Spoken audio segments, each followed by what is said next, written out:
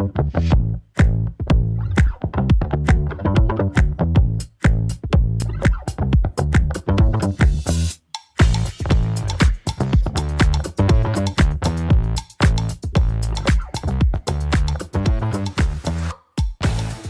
to Blessed and Boys, a podcast that forgot to put anything in the show docs until just a few minutes ago. We're one Saints fan and one Cowboys fan, one fan of Who Dat, and one fan of Dat Win. We're here to give weekly takes, game recaps, bad betting picks, game previews, and the occasional Seinfeld reference. This week, our patron Saint/Cowboy is wide receiver Kenneth Duckett. Kenneth Wayne Duckett was born October 1st, 1959 in Winston-Salem, North Carolina. And he unfortunately passed away April 15th, 1998.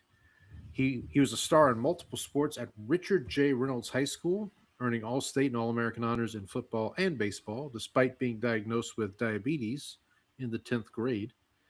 He continued to play through health challenges, finished his high school football career with over 2,000 total yards and 20 touchdowns, and was even selected by the LA Dodgers in baseball. Duckett accepted a scholarship to Wake Forest University, where he transitioned from running back to receiver, became a key offensive player. He endured early injuries, including 2 ankle breaks and a knee sprain, but still put together strong seasons, especially as a junior when he recorded 50 receptions and 12 touchdowns, which were school and conference records. Excuse me. By the end of his collegiate career, he had amassed significant receiving and return statistics and set several Wake Forest records in kickoff returns and touchdown receptions. 1982 NFL Draft, Duckett was selected in the 3rd round by the New Orleans Saints, though concerns about his diabetes affected his draft stock. He spent most of his professional career with the Saints as a kickoff returner and reserve receiver, finishing with 34 catches for 503 yards and 4 touchdowns, along with notable return yardage. After he was waived in 1985, he briefly joined the Dallas Cowboys, where he contributed as a kickoff returner in the postseason before being released in 1986. Off the field, Duckett was active in diabetes advocacy and contributed to the American Diabetes Association in Forsyth County. His health continued to be impacted by diabetes after his playing days, developing kidney failure in the early 1990s. He died from complications related to renal failure at the age of 38, leaving behind a legacy of perseverance in both collegiate and professional football. So we salute to Mr. Kenneth Duckett. I'm Paul, the Saints fan. I'm Brendan, the Cowboys fan. We're your host, Izzy. Tell them what time it is. Yeah, that's it. It's go time. Let's see you lift that. Mr. Mandelbaum, please. It's go time. This one's for you, Pop. It's go time. It's go time. Ooh. You've been married 3 times. That's it. It's go time. It's go time. All right. So Brandon is back this week. I have returned. Thanks so much to Ross Jackson for joining us. We got to get to you know what would be really cool is we need to get Ross and Landon on a show together. Let them duke it out for Locked On Supremacy. Yeah, there you go. Oh, I like this idea. Cage match. We greatly appreciate Ross's time and insights on the show last week. Before we'll get into some stuff here in a minute, but let's do a few housekeeping items. You can email the show, blessthemboys@gmail.com, BLESSDEMBOYZ. We're on Twitter or X, whatever you want to call it, at bless_them_boys. I'm at Paul Elliott _316. Brandon is at Ball from Grace. Have you checked out Blue Sky lately, Brandon? I actually have, because a lot of the friends that I made at the soccer conference about a month ago are on Blue Sky more than X. And so I have been checking in a little bit more frequently on there and posted some model stuff I did on some Italian soccer stuff. So I have been skeeting, not to get too personal on the show. I'm out. That's your business. That's between you and yourself. I'm no longer master of my domain. I'm out in the social media sphere. But I have gotten on briefly. But still not like as much as I like. Twitter still has. Let me tell you, with World War III on the brink, the memes are much better over on X. Oh, okay. I will tell you that much. Yeah, I did have to laugh at the one meme of like Lane Kiffin has decided to leave LSU and become the new Ayatollah, and I was like, okay, that's it. That's enough. Did you see enough internet for today? There was a community note that somebody posted the picture of the comedian, and it said Allah protect him, and then the community note was Allah did not protect him. So, man. Oh, hey man, if we're going here this week, if we're going down, I'm going down looking at some good memes. That's all I gotta say. Fair enough. All right. If you're watching along with us, and thank you first of all. If you haven't stopped watching by now, check us out on YouTube. You can also check us out on Spotify and Apple. Leave a rating and review, like, share, subscribe, all that good stuff. Tell your friends, tell your enemies, tell the bots. We will get to a little bit of football talk. We'll kind of recap the combine. We'll talk free agency, franchise tags. The deadline was today, so we'll talk about one of our teams was impacted by that. So we'll talk about that. But first, we here at Bless Them Boys do pride ourselves on being able to discuss other things. But enough about fish. I can discuss other things, you know. Well, Brandon, we were, since you were out last week, I imagine you've got quite a few things you might want to discuss. So yeah, so take it away. Most of my time was taken up just doing like family things. So I was out last Wednesday. We were originally planning to do the show with Ross on Tuesday, normal time. Like that had to get pushed back. Ross's schedule. But my oldest child had her on that Wednesday. Had her crossover from Cub Scouts into the real Scouts. So she's up to. It's Scouts of America now because it's not just Boy Scouts. Okay. I will say I do want to go on this podcast and make a statement that I think it's time that we end the inequality and allow the Boy Scouts to sell the Girl Scout cookies. It's not fair that they that they don't get to sell the cookies. Everyone knows the cookies are easier to move. They bring in. You gotta look to the cookie. To the cookie. You gotta look to the cookie. So that's my political stance here is that we believe that all Scouts, regardless of race, religion, creed, Brocky, keep going. Whatever, I mean, you might as well should be allowed to sell the cookies. So that's what I was doing last Wednesday. So you were recording with Ross. I have popped on a couple of episodes when I've just needed some background noise. I've popped on Suburgatory because I can just put it on Netflix now. So I've done that. Yep. Also, I have watched a few episodes. I'm all right. Through, I think I've watched 4 total now. Okay. What episode is like? What happened in the episode? So the last episode I remember watching, the neighbor across the street, her dolls were stolen. Oh yes. And then the lead actress, she tries to like say, well, you know, if you really want to teach me a lesson, we should just move back to New York. And the dad like totally sniffs it out and it's like, oh well, yeah, and so yeah. So it was that that was the last episode I remember. It's good. So the daughter of Cheryl Hines on the show, Dahlia, yeah. For a little while, I thought it was Kat Dennings, but it's not Kat Dennings. No, it's the girl she's on Mr. Robot. She was Rami Malek's sister on Mr. Robot. I never saw Mr. Robot. I knew she was in some other stuff, but she's so deadpan all the time. Like it's just like The other thing is, the dentist guy Noah is like Yeah, his like buddy. Yeah. So Okay, he does a lot of voice acting work. He is actually the one that I remember the most is he was Hey, who is the chicken on Oh yeah, Moana. Yes. Alan Tudyk. Yeah. Yeah, he's like in a lot of stuff. He has a show, or he had a He's show got on that Sci-Fi. the Alien show. Yeah, where he's Yeah, which I used to see commercials for every time I would watch Twilight Zone during their marathons. So watch some of that. My wife and I managed to squeeze in The Devil Wears Prada, the original.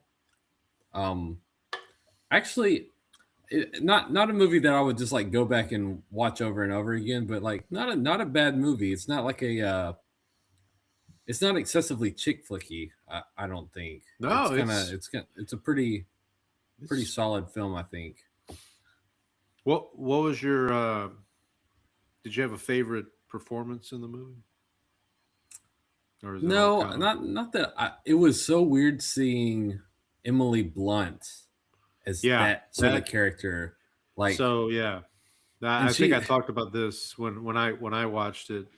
I first saw her in like A Quiet Place, Edge of Tomorrow, Sicario, like those roles. So watching this, because this was like her breakout role, I believe. And so going back and watch, to your point, is like it's really weird. This is not what I picture Emily Blunt as, right, just because of the roles that she plays now and that what I come to know her as. She's also because she's also the new Mary Poppins in the sequel to that. I don't know if you ever saw that. Did you ever see that? No, I didn't. No, okay. I did not know that. You know, Emily, she did celebrate a birthday recently, and I watched a movie I had not seen with her. Is The Fall Guy. It's a Ryan Gosling. I heard awesome things. I heard like everyone that saw that said it was really good. Like it's very good. It's long. It's like almost 2.5 hours long. So I mean, settle in. But but no, it's good. She's good. So yeah. There was a new album release that I wanted to talk about that came out a couple of weeks ago. Album title The Refrigerator by Remember Sports. Okay.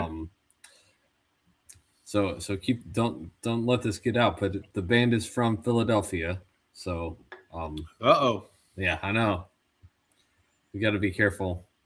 Philadelphia, actually, their music scene is actually pretty good, unfortunately. Okay. The one thing that they actually do well. I'll give them credit for that. There it is. Everything else, no. So that was pretty good. I felt like there was a stretch in the middle where they like all the songs sort of like blended together and nothing really stood out. But I think on the ends, like the start of the album and kind of like more toward the back, it was pretty solid. Probably not their best work, but it was nice that they had put something out, because it felt like a while since they had put anything like a full album out. So that was good.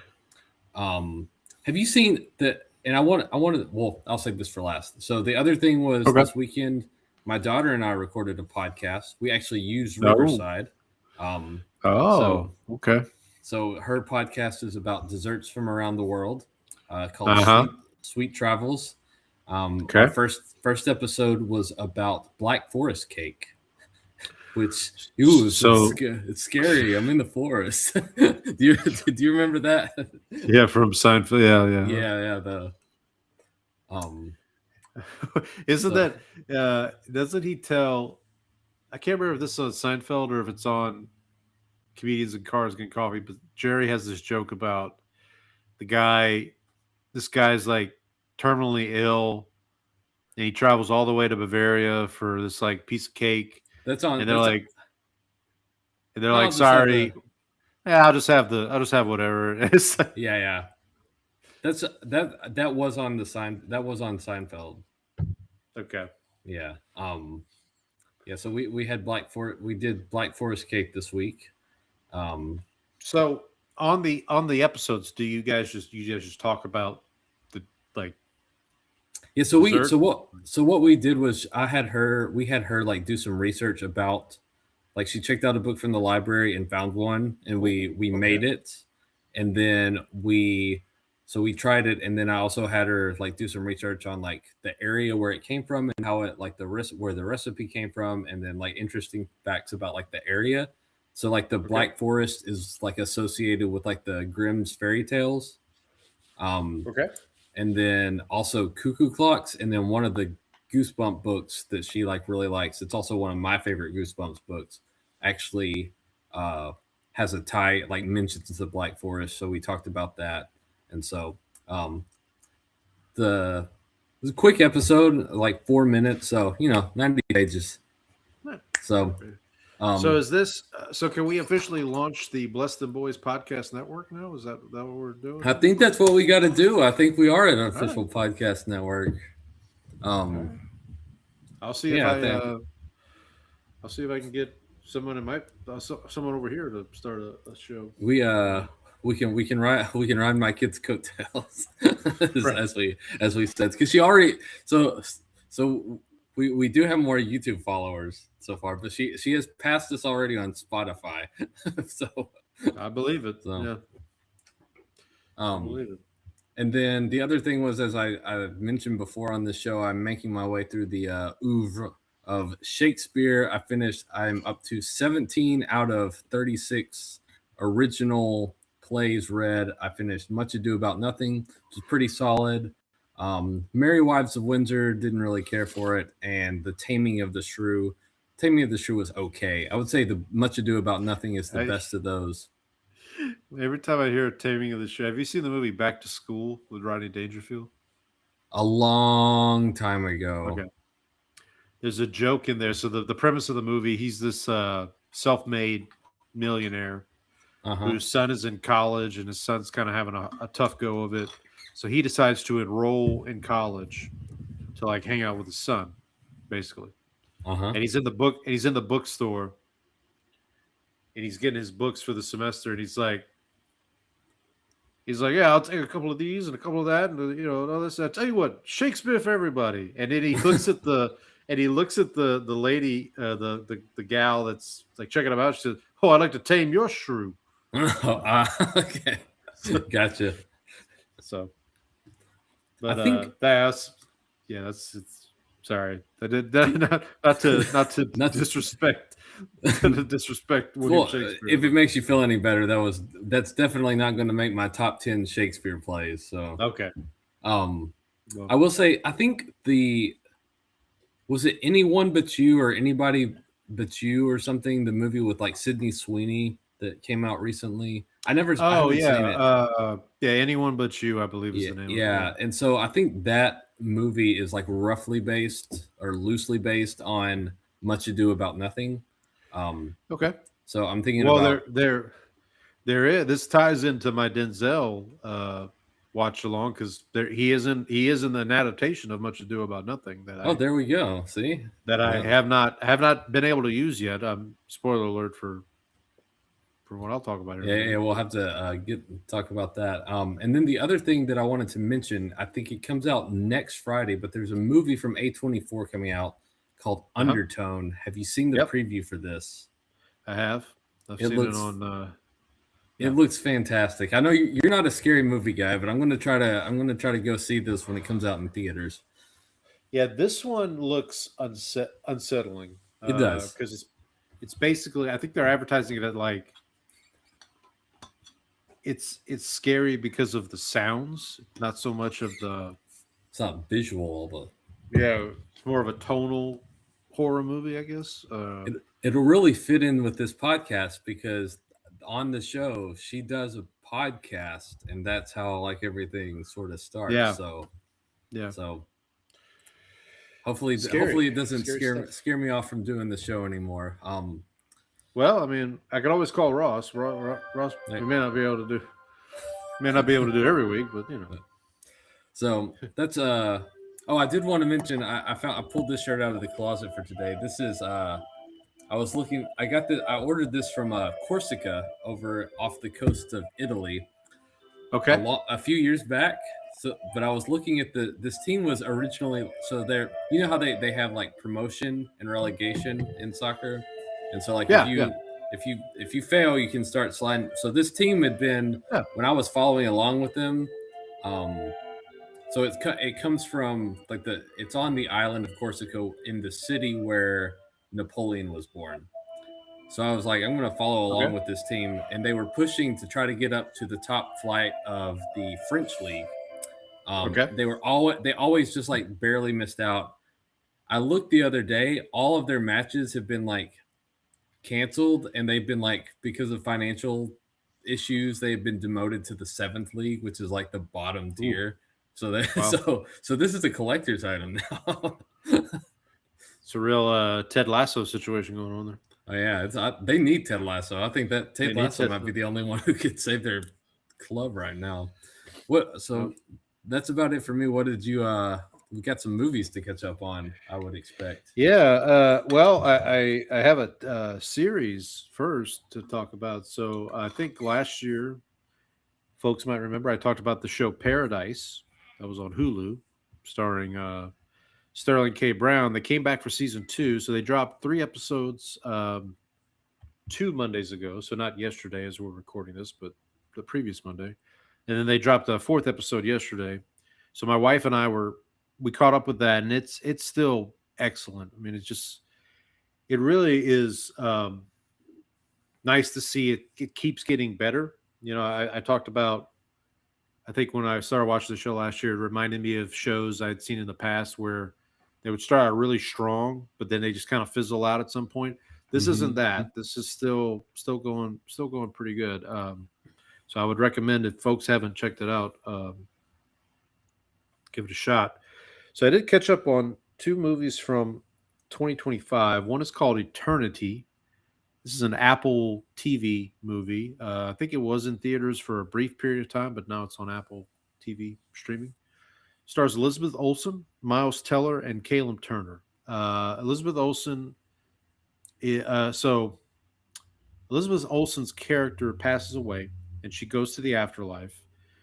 And in this version of the afterlife, you have a week to select which eternity you want to spend the rest of eternity in, and you have all these different options. It's almost like it's set up like a convention, like when you go to a convention and like people are trying to sell you different things.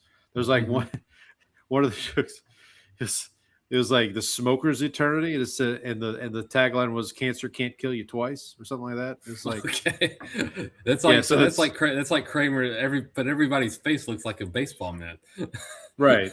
So it's so Elizabeth Olsen gets to this afterlife, and she is greeted by her husband, who passed away like a week before she did, and then her first husband, who died when very young, like went off to war, died young, and then she remarried. So she essentially has to pick like which of these 2 does she want to spend, and they're played by respectively Miles Teller and Caleb Turner.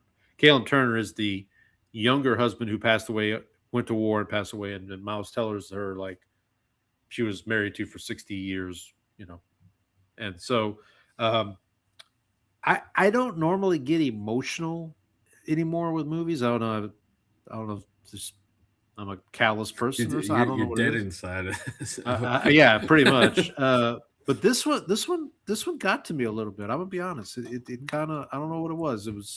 Maybe it was just the right part of the day when I watched. I don't know. But anyway, yeah. But I would definitely recommend it if you have Apple TV. If you're gonna check out Ted Lasso or Shrinking. I have to catch up on Shrinking season 3 too, but yeah, I would definitely check it out. You talked about scary movies. I did watch a scary movie from, I think it technically was released last year, but was in theaters early this year. It's called Primate. Have you heard of this movie? The name sounds familiar. I don't remember what it was about though. So obviously there's monkeys involved. I would suspect. There's a monkey involved. So this young woman is coming home for college.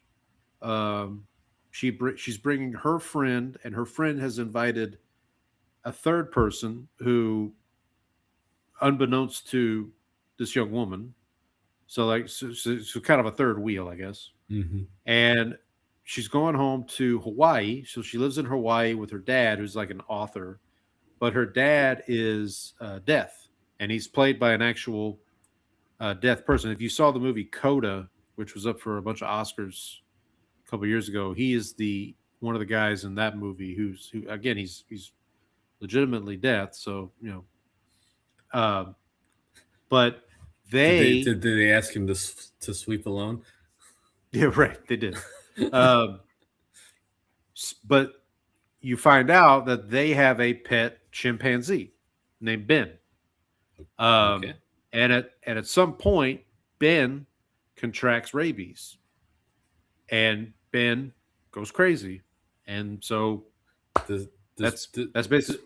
Does Ben know sign language? Like, is he Coco? Is he? So Ben actually uses.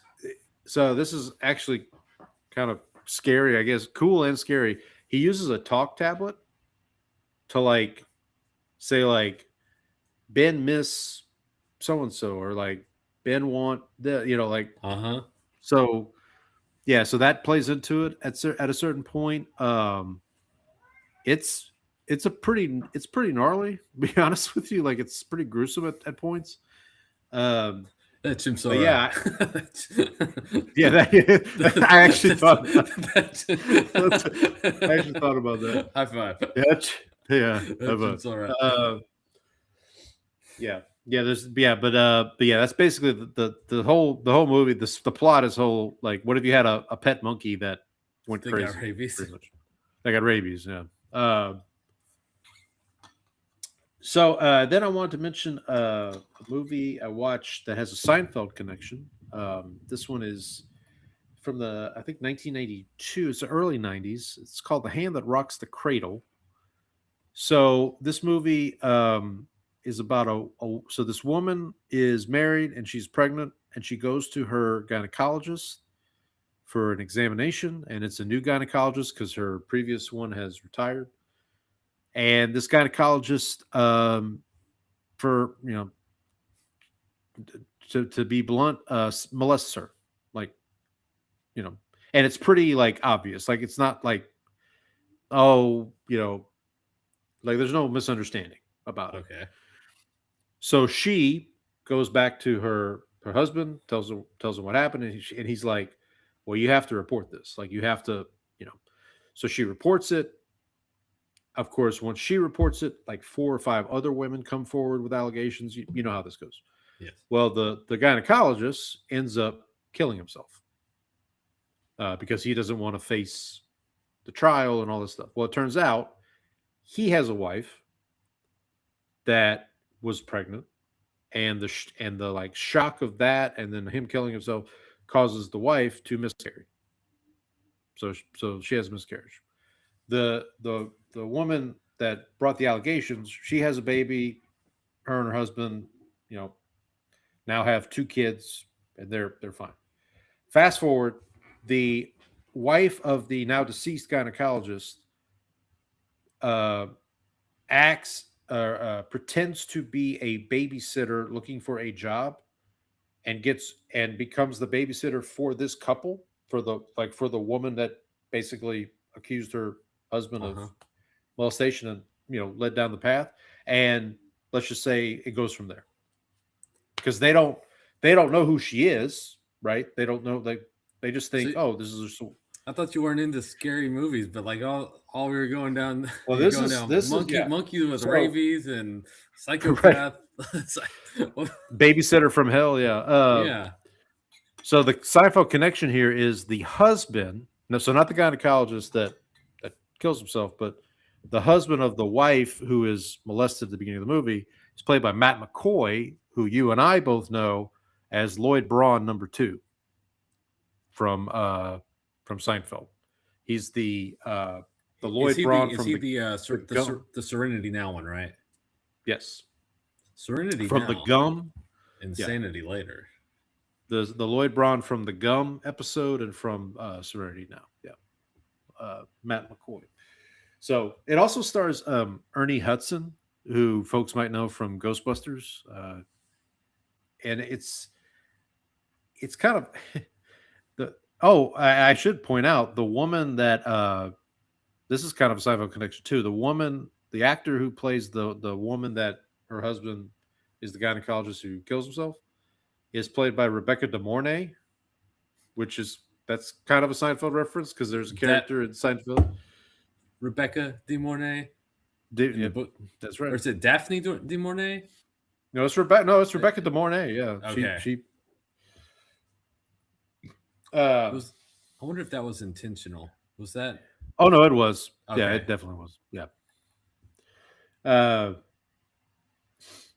And then so I have a two updates on my Denzel challenge I mentioned earlier. So last week was week 9, and the prompt there was finality. So I had to get a little creative with this one. So basically, the idea here is any movie that had a title that indicated the end of something. So the obvious choices would be like The Last Blank or Final Blank or things like that. So I actually tweeted at the Cinechums account and said, well, Denzel's in a movie called Out of Time. Would that qualify? And they said, absolutely. That totally qualifies. So I watched Out of Time, which is a movie from the early 2000s. Denzel's a police chief who has an ex-wife played by Eva Mendes. And then he has like a side piece played by Sanaa Lathan. But Sanaa Lathan is married to Dean Cain, who is like, he and Denzel's characters don't like each other. Mm-hmm. And so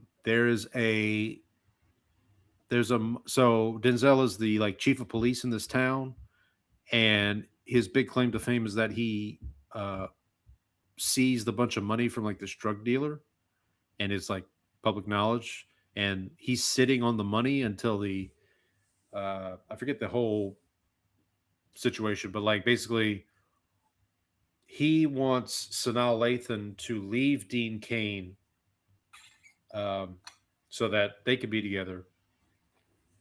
He finds out that Sanaa Lathan has terminal cancer. Denzel does, but like Dean Cain doesn't know. Uh-huh. And then all of a sudden there's a house, and Dean Cain is abusive to Sanaa Lathan, like, and then all of a sudden one night their house goes up in flames, Dean Cain and Sanaa Lathan. And they are presumed dead. And then Denzel is like kind of implicated in it because there's phone records of him calling Sanaa, like this whole thing. Right. So it's one of these, like, you don't know if Denzel's like we as the audience think he's the good guy, but like there could be like a plot twist, unreliable narrator type situation. But it's a good movie. I would recommend it. And then this week, so week 10, the prompt was In Their Hands, and basically they even admitted, they're like, this is kind of a niche. It's a kind of a simple challenge, but it's kind of niche. So basically, pick a movie where on the movie poster someone is holding an item in their hands. So it could be even something as simple as like characters holding a gun, or it doesn't have to be a weapon. It could be, characters are holding each other's hands. It could be a character holding another person, those kind of things. So for Denzel, I had a couple options here. So there's Glory, because in the movie poster for Glory, you have a picture of a soldier holding a weapon. There's the Equalizer, the first Equalizer movie, because he is holding a handgun in that poster.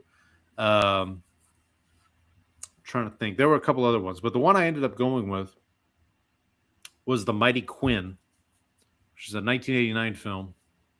It's kind of similar to Out of Time. Denzel plays a police chief that gets involved in like a shady dealings, basically. But it's set in the Caribbean. They don't say Jamaica, but I think it's Jamaica. And Denzel Denzel has the worst accent I've ever heard. It is atrocious. This is by far the worst movie I have watched of this challenge so far. It's not even close. In Jamaica, when somebody says "Hey man," everybody says "Hey man" back. That's an office reference. Oh, I don't remember that one. This is I really was trying. I know for the last couple of weeks I've been trying to get Inside Man in here, but I just couldn't do it this week. So here's my plea: Send Chums, if you're listening, do a category where I can do Inside Man. It was on YouTube for free too last month, and now it's. I love that movie. I need to go back and watch that. Well, it's one of the ones I'm looking forward to rewatching. So anyway, 10 for 10 so far. So we got 42 weeks left. I'm just going to pull up real quick. So here are some of the Denzel movies that I have not watched, have not seen, yet to come. So we've got there's a movie called Power that's directed by Sidney Lumet. I don't think he has a big role in that movie. A movie called Cry Freedom. Another movie, another option I almost used for this week's is called For Queen and Country. It's a smaller film. Movie called Heart Condition. We talked about the Much Ado About Nothing adaptation. That's coming up. Virtuosity. Courage Under Fire, excuse me. Fallen, which is a movie he did with John Goodman, where it's like this demon is being passed between. I've never seen it, but I've heard stuff about it. There's a movie called The Siege with he and Bruce Willis. The Bone Collector, The Hurricane, John Q. I'm pretty sure Senate Chums every year does a Oscars in memoriam prompt. So basically anyone that's featured on the in memoriam segment of the Oscars. If they do that this year, then I could do John Q, because John Q stars Robert Duvall, who just recently passed away. So that would be. I could also do Crimson Tide, because Gene Hackman is in Crimson Tide, but I've seen Crimson Tide. He's got two remakes, or actually three remakes. The Manchurian Candidate, which I just watched the original for the first time. The Taking of Pelham 1, 2, 3. I talked about the original on the show, I think last year, because Jerry Stiller, our beloved Jerry Stiller, is in the original. And then the Magnificent Seven remake, which I almost did the Magnificent Seven for the this week's challenge. In their hands challenge, yeah, because on that poster everybody's got a weapon in their hand. I don't know. I don't really have a great strategy for how I'm doing this. I know there's going to come a point. There's going to come a week where I'm just like, dang it, I should have waited and done. Well, the holiday one is going to kill you because I've already done Preacher's Wife. Yeah, so that's where That's where Macbeth should have come in. You needed to. Well, that was when we talked about it on the show. I was like, "Damn it!" I knew that's like the perfect setup for that movie too. It's like husband and wife. Oh, look at. How about this? If it comes to pass that there is a holiday week, I'll just rewatch The Preacher's Wife for that, and I'll go back and watch Tragedy Macbeth for. We'll just swap. We'll just do it. Yeah, we'll just do that. Fix it. We'll fix it in post. We'll fix it in post. Yeah. All right, but actually, one other thing before we'll talk some football here in a minute. But Stephen F. Austin men's basketball team, they're starting the Southland Conference tournament this week. As we all know, March Madness is revving up. They finished the regular season 27-4. I will say they've been really good. Actually, they have been one of the teams that I have done pretty well on betting this year. Like they've been one of my favorites to bet. Let me see. Let me pull up, see where I have them actually. Yeah, they won the regular season Southland Conference, their championship. So now Mm-hmm. they'll do the tournament. I think the tournament's still local to us, right? It's still in Katy. Do they still have it at the Merrill Center every year? I have or no whatever idea, they call honestly. it, whatever they call it now. So I have them at 95th in my rankings at a plus Okay. 6.3, squeezed right between Bradley and Liberty. Okay, right in that meaty part of the curve. Meaty part of the curve. Let's see where I have them in terms of the Southland Conference.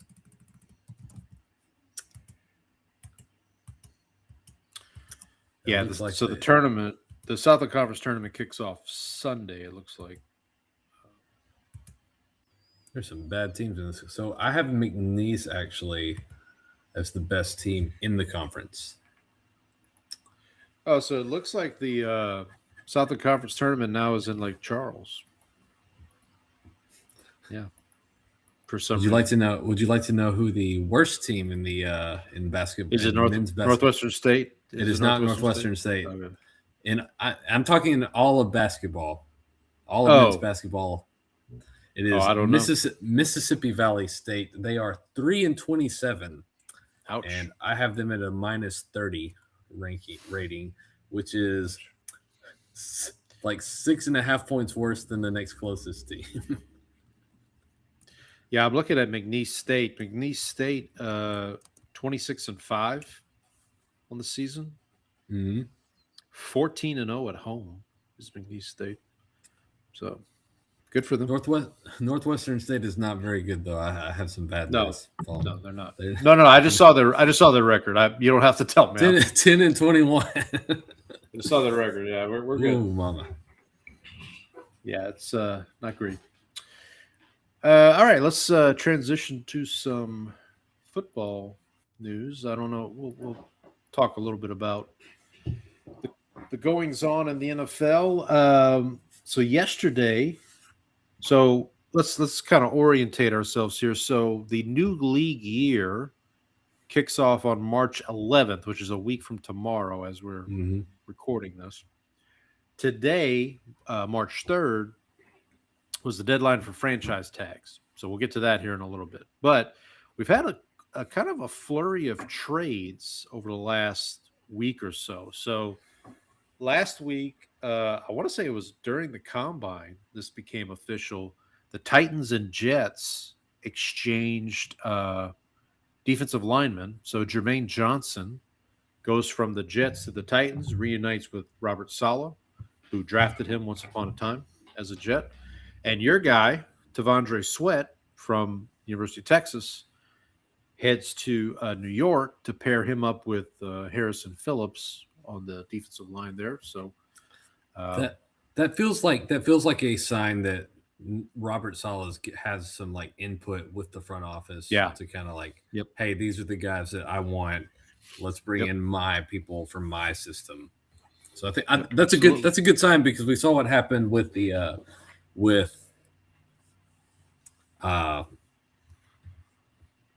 Patriots coach. Oh, Vrabel. Yeah, Mike with Vrabel, like they started trading players out from under his nose, like you saw like how mad he was when they traded AJ Brown. So like, maybe they actually like learned. Oh, maybe we should actually consult our coaches when we're trying to trade players away.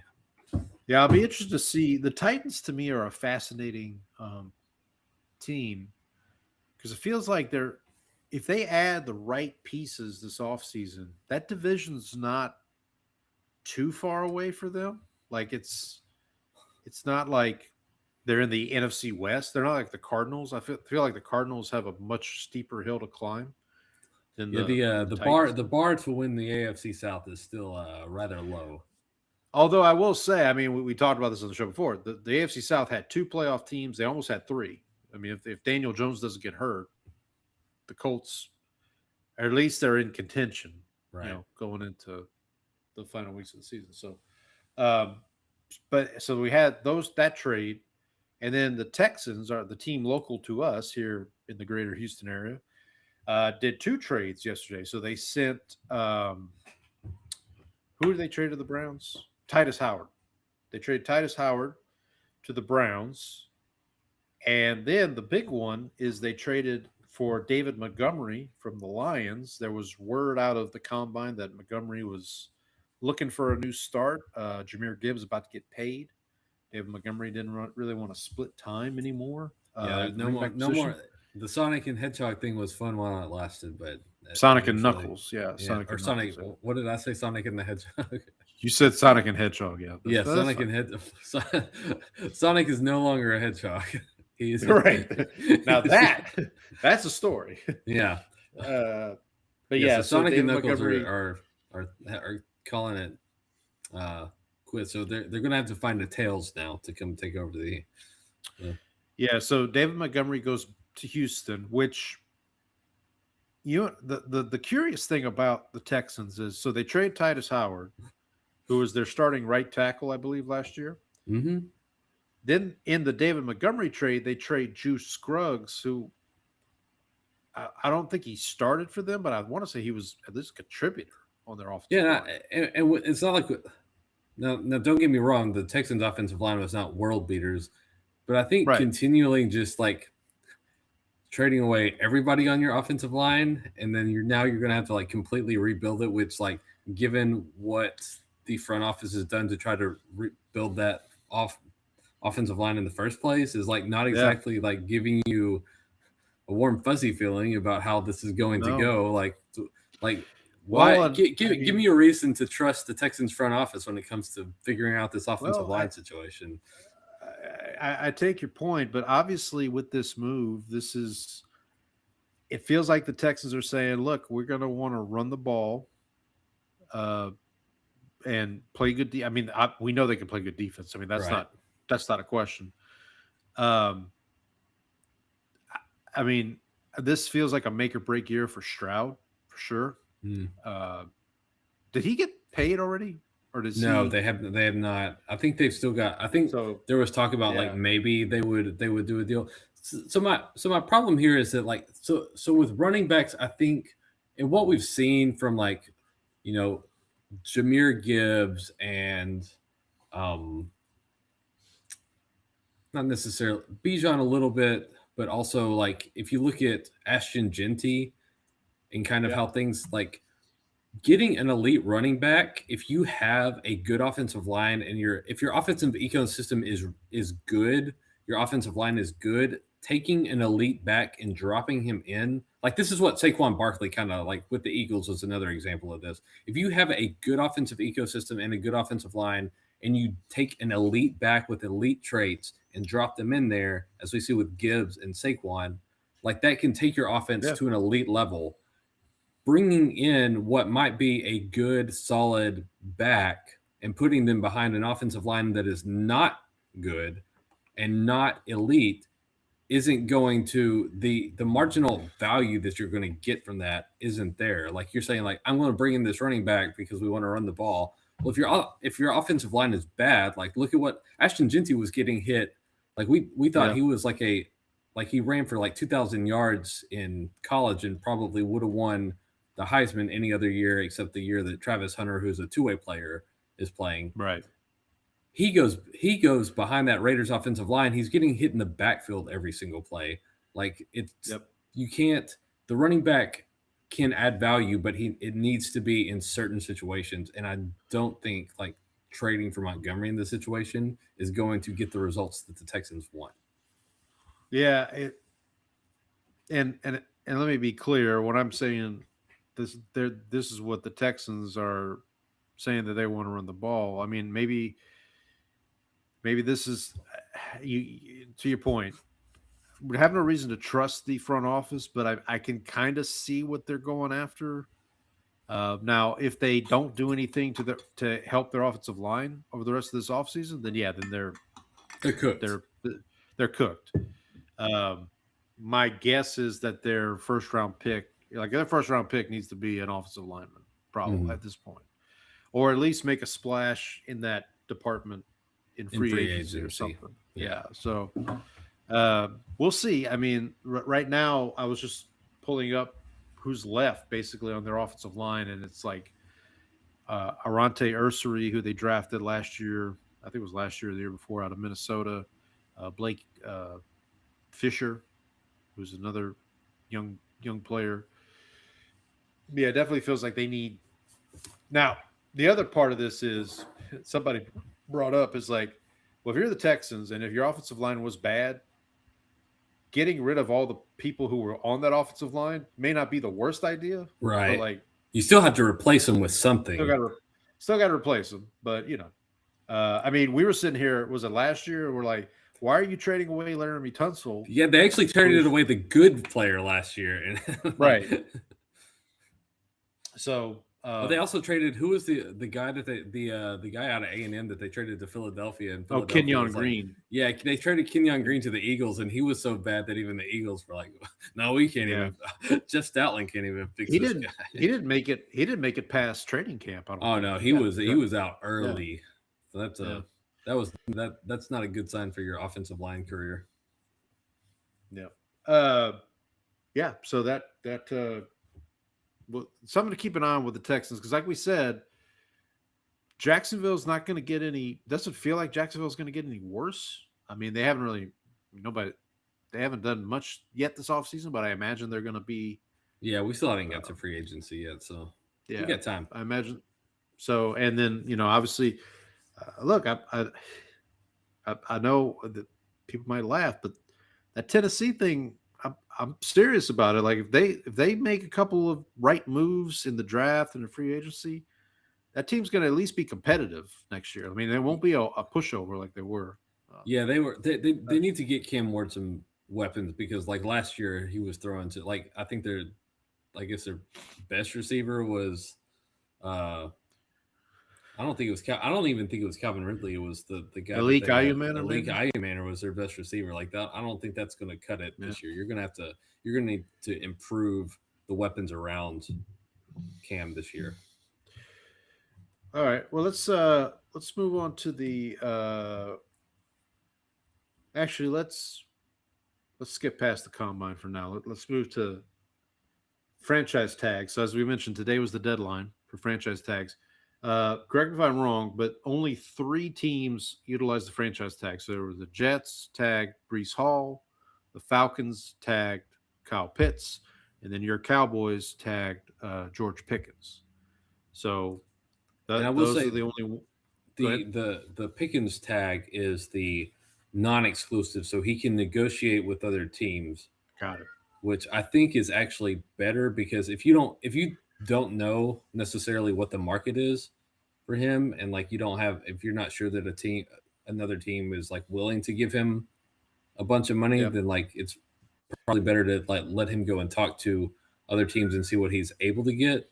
Now, if he does sign somewhere, the Cowboys can either match, or the team signing Pickens to that offer sheet would have to cough up the equivalent of 2 first-round picks of compensation. So it's a good safety net that allows them to maybe get a sense of the market, but also have some fallback and some options for like a safety net there if something ends up happening where either he gets more money than they wanted to pay him, or they have the right of first refusal if someone signs them to a deal that they're like, okay, well, we're willing to match that.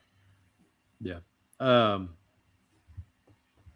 Kind of an odd situation, I guess a similar situation to the Pickens tag. The Colts have placed the transition tag on our guy Danny Dimes. Mm-hmm. They have yet to get to a deal. This feels like just bad management on the Colts' part, because basically now they've had to put this transition tag on Danny Dimes, which is in essence, he kind of like Pickens, he can go and court other offers. The Colts just get kind of right of first refusal, or they get a chance to match it's kind of like they get a chance to match the offer sheet. And then because of this, it looks like now the Colts are going to have to lose Alec Pierce. So this is kind of like a Giants, Daniel Jones, Saquon Barkley type shit. I'm not saying Alec Pierce is Saquon Barkley, but like it's a similar type of situation. Now there's talk of the Colts potentially maybe trading Michael Pittman so that they can make room for Alec Pierce and get all these deals done. And also the other report I heard was that the Colts basically have no backup plan at quarterback. It's basically like if Daniel Jones isn't there, then they're SOL. Which, I mean, look, I think we both agree that Daniel Jones played well last year before his injury, but having your entire team being held hostage by a guy coming off an Achilles injury, not great. Well, they've also they've also kind of put out there already that Anthony Richardson will probably not be back with the team. So that's not even that's what I'm saying. I think their backup would be your guy Ellinger from UT. Where's Riley Leonard? Oh, that's right, Riley Leonard. My bad. Yeah, my bad. Yeah, I was starting to think I put Riley Leonard on the wrong team in my mind. No, you're right. He's there. Okay. So yeah, the Colts again. That AFC South is going to be interesting to keep track of here over this offseason. So the franchise tag was not used. A couple of notable non-uses of the franchise tag. Trey Hendrickson with the Bengals. So he is now a free agent, and he is going to probably get paid wherever he goes. I think he's on the wrong side. Is he on the wrong side of 30? I think he's over 30 now at this point. Yeah, I think so. But, still a viable pass rusher.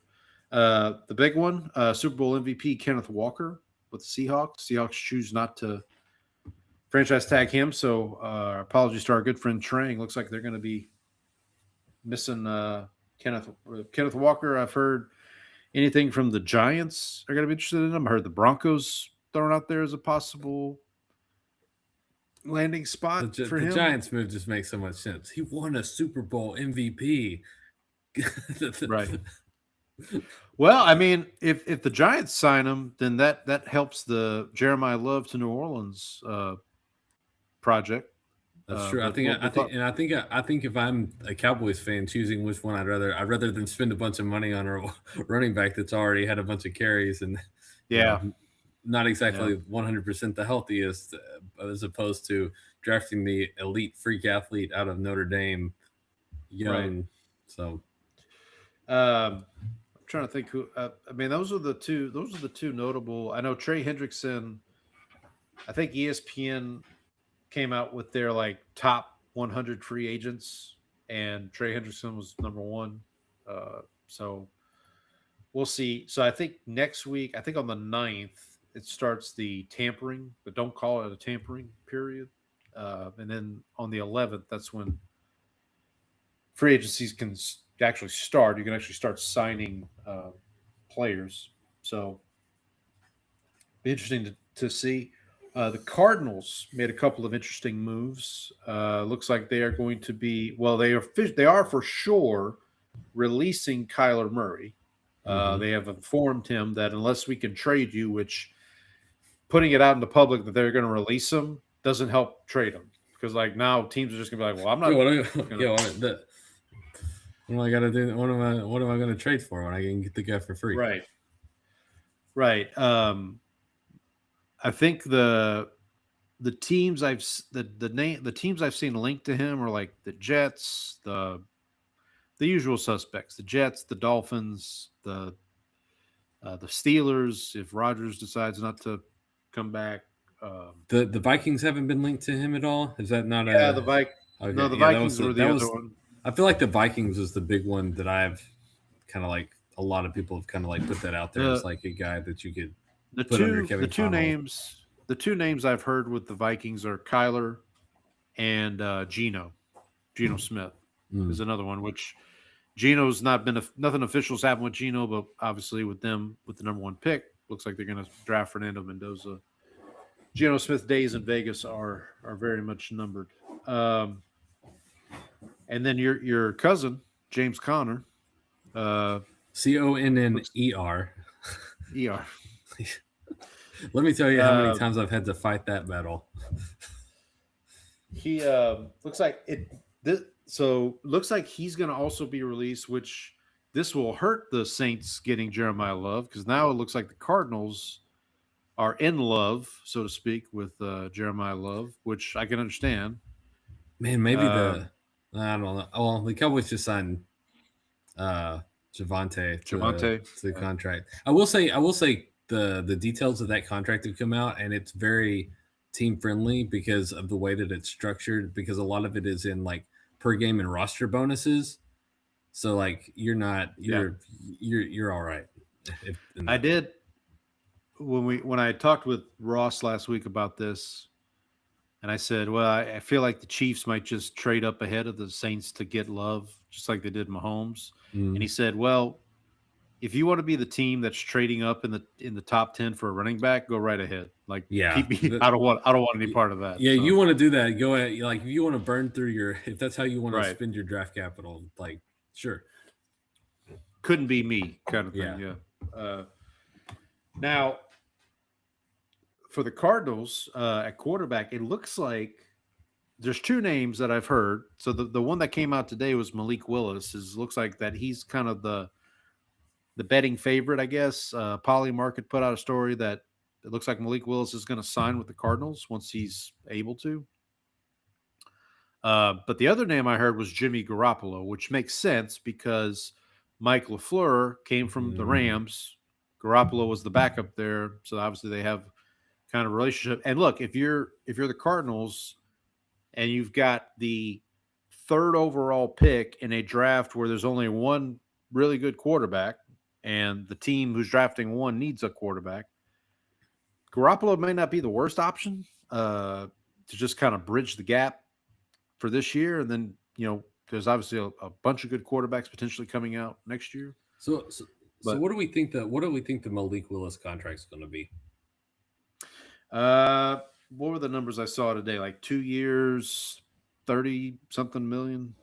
Or was that what, 30 million total or 30 million a year? Maybe it was 30 million a year because obviously it's a big difference. Yeah, that's hang on one second. Let me find. Because that's what scares me a little bit about the Malik Willis situation because, I think because obviously with what he's done filling in for Jordan Love, he's obviously earned the right to go and start somewhere. He looks like he could be someone who could end up taking the next step and actually being a starting quarterback in the league like that. I don't have any issue with that, but it seems like we're slowly pushing out because of, and maybe part of this is the success of Sam Darnold is with the success of him, with Baker, with some of the other guys that we've seen come in on second contracts and kind of mid-tier deals, we're seeing that market start to expand a little.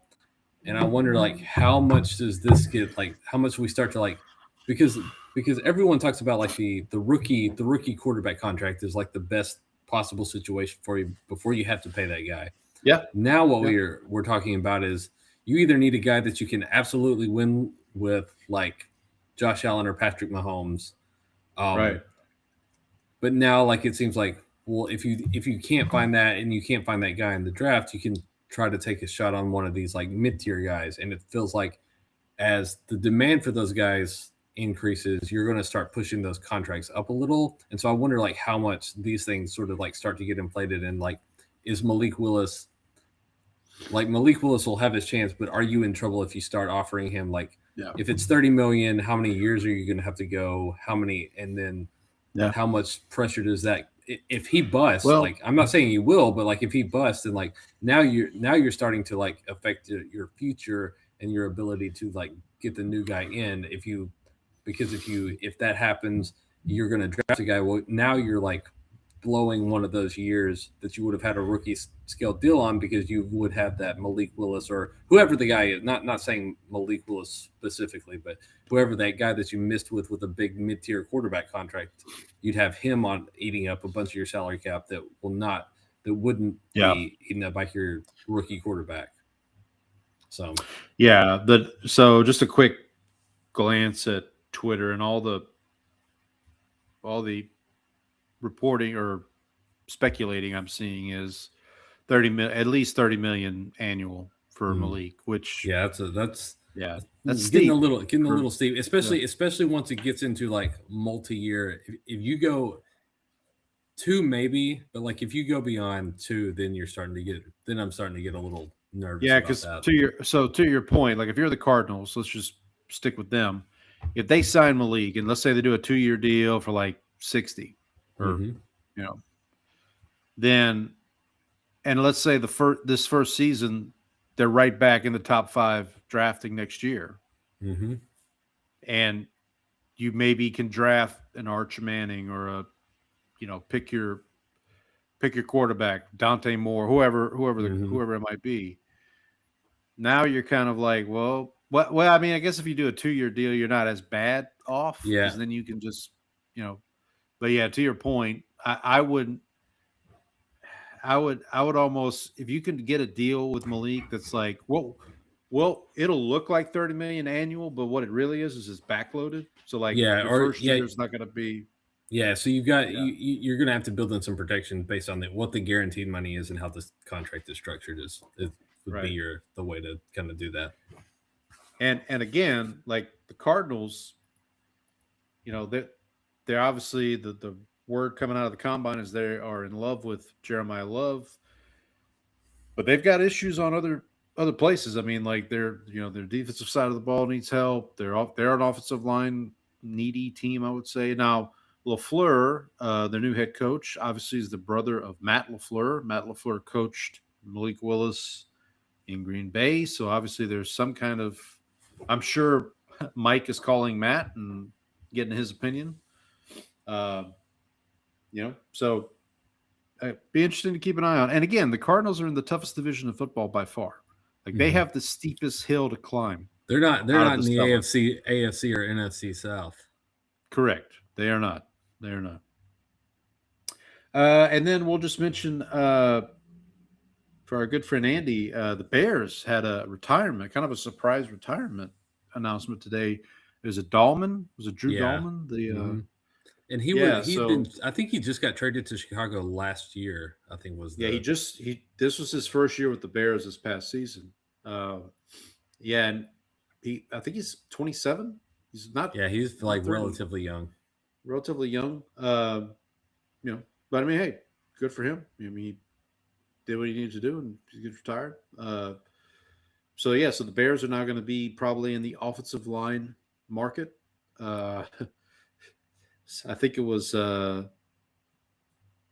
Ryan. It might have been Ryan from Saints Block Party Podcast retweeted and said, "Can I interest you in a slightly used Eric McCoy?" Or can I try to get let's get this going.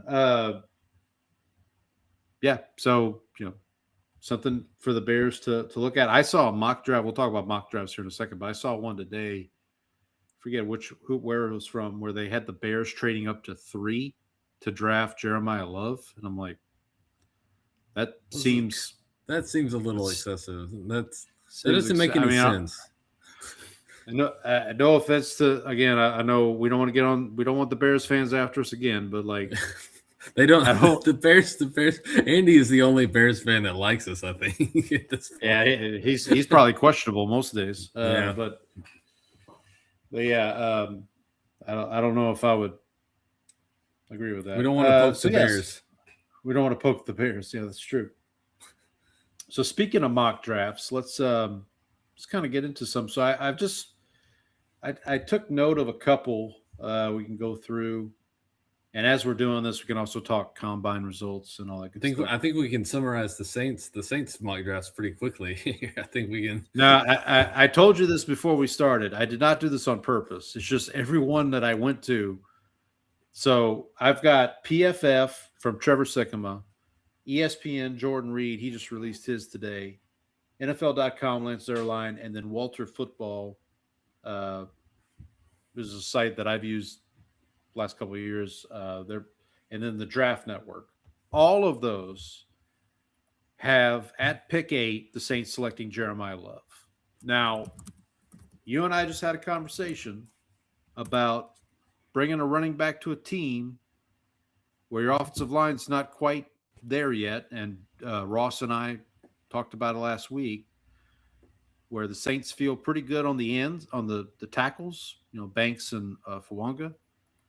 The interior of the offensive line, not so much. So a lot of this is going to depend on, and Ross talked about this last week, a lot of this is going to depend on free agency, right? And I really appreciated Ross talking through kind of the thinking that teams go through at this point of the offseason, where they kind of look at scenarios of like, okay, if we can get player A in free agency and player B in the draft versus, this guy in free agency, this guy in the draft, and like kind of,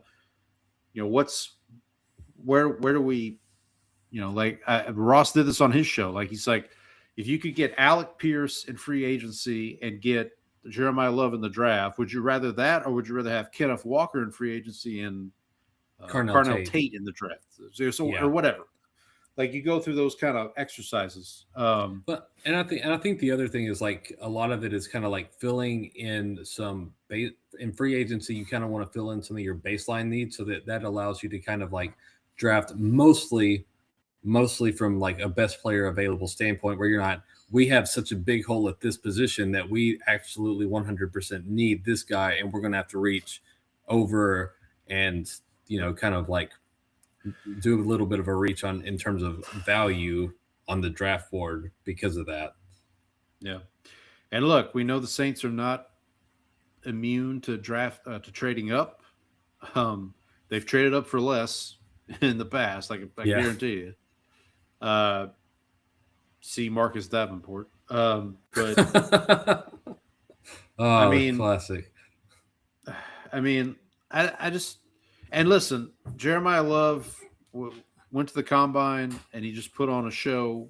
What was this 40? Like a 4? Is it like 4.3? Was he a 4.3 guy? Something like that. I mean, just insane stuff. I mean, the 40s at the combine this year were ridiculous across all the positions, all the skill positions for the most part. But let's talk about the Cowboys a little bit here. So we'll start with Trevor Sikkema, PFF. Well, let's talk about Trevor and then Jordan Reed kind of back to back, because in essence, in both of these drafts, Trevor and Jordan have the Cowboys ending up with the same players. However, Jordan's a little bit more of a circuitous route. So the players are Dylan Thieneman, who's a safety from Oregon, who had a very impressive showing at the combine, and Avion Terrell, cornerback from Clemson, who I don't know if he tested at the combine. If he did, I missed his results. But I told you we've been getting every year. We have more and more Seinfelds at the combine. They choose not to run. Choose not to run. Absolutely. Yeah, it was kind of a big deal that Jeremiah Love actually did all the drills. So actually, getting back to the Saints just for a second, Jeff Duncan made a pointed this out on Twitter, that Jeremiah Love did do all the drills. He ran all the stuff. And he made the point, he pointed out that last year, one of the things that impressed Kellen Moore about Tyler Shuck was Tyler Shuck went to the combine and did everything. He did all the workouts. He did all the, so just something. See, I like to see that, because it shows, like, even if you like may not necessarily put up a great number, you're like at least like willing to compete and go out there and like showcase yourself. I think that actually like represents something. I think there's value in actually going regardless of what you end up doing. Yeah, so Jeremiah Love, I'm just looking this up, 4.36 40-yard dash. The second best time at running back. The best time was a 4.33 from Mike Washington from Arkansas, who, I'm going to be honest with you, if the Saints don't get Jeremiah Love in the first round, Mike Washington in like the third round, perfectly fine with him. Like, I'm not gonna be mad about it. Did you see somebody posted like the top like 40 times from like the fastest 40 times from receivers, and somebody said there's more like DUI manslaughters on here than 1,000-yard seasons. Wow. So we're talking about your guy Dylan Thieneman. I believe that's how this is pronounced. 4.35 in the 40 for Mr. The Oregon safety there. So I have a problem with this pick. So we talked about this recently because we talked about Caleb Downs specifically, like would he fall to the Cowboys at 12 because of positional value. This is before the medical stuff came out. Right. So right. And we talked Caleb Downs may end up going a little higher because he is what you could say is a generational talent at safety. Yeah. Dinneman, we shouldn't be pushing. He's not that. So you should not be pushing this guy up draft board. Yeah. Because he's not that. And so the positional value thing is going to push him down even more. So there's no, and this is a deep class at safety. You could probably get some of these guys, a talented safety in the second round if you don't end up with Downs. But there's no reason to start pushing this guy up draft boards just because of what he ran at the combine. That doesn't make sense to me.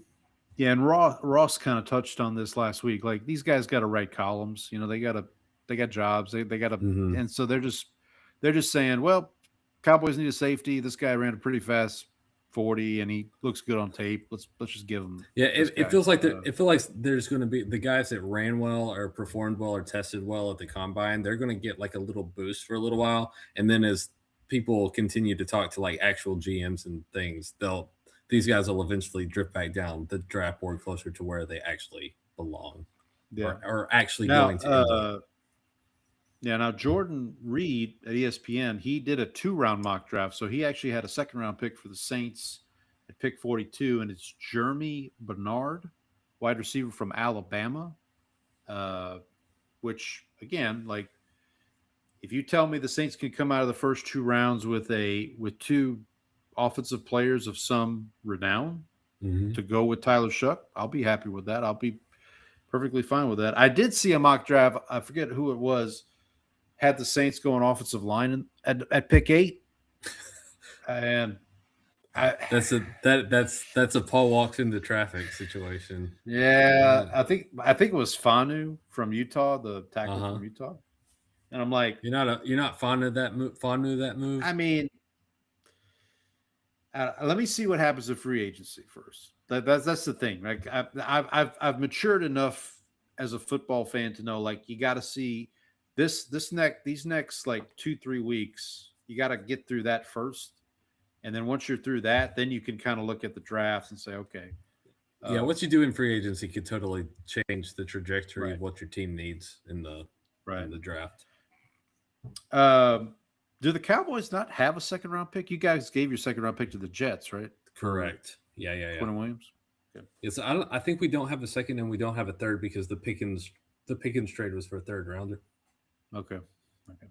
So there is some talk about them possibly if depending on how the board falls at 20, maybe you could trade back toward the end of the first and pick up another pick there. That's a possibility. The Jordan Reed mock draft had you guys trading back from 12 to 16 with the Jets, ironically. And then still taking Thieneman, but now you take him at 16, not 12. He obviously didn't go through the compensation, but my guess is you'd probably get next year's first for that, maybe. Yeah, something. And maybe a late round pick this year, but so that was those 2 mock drafts. NFL.com, Lance Zierlein for the Cowboys at pick 12, Keldrick Falk, who is a edge rusher from Auburn.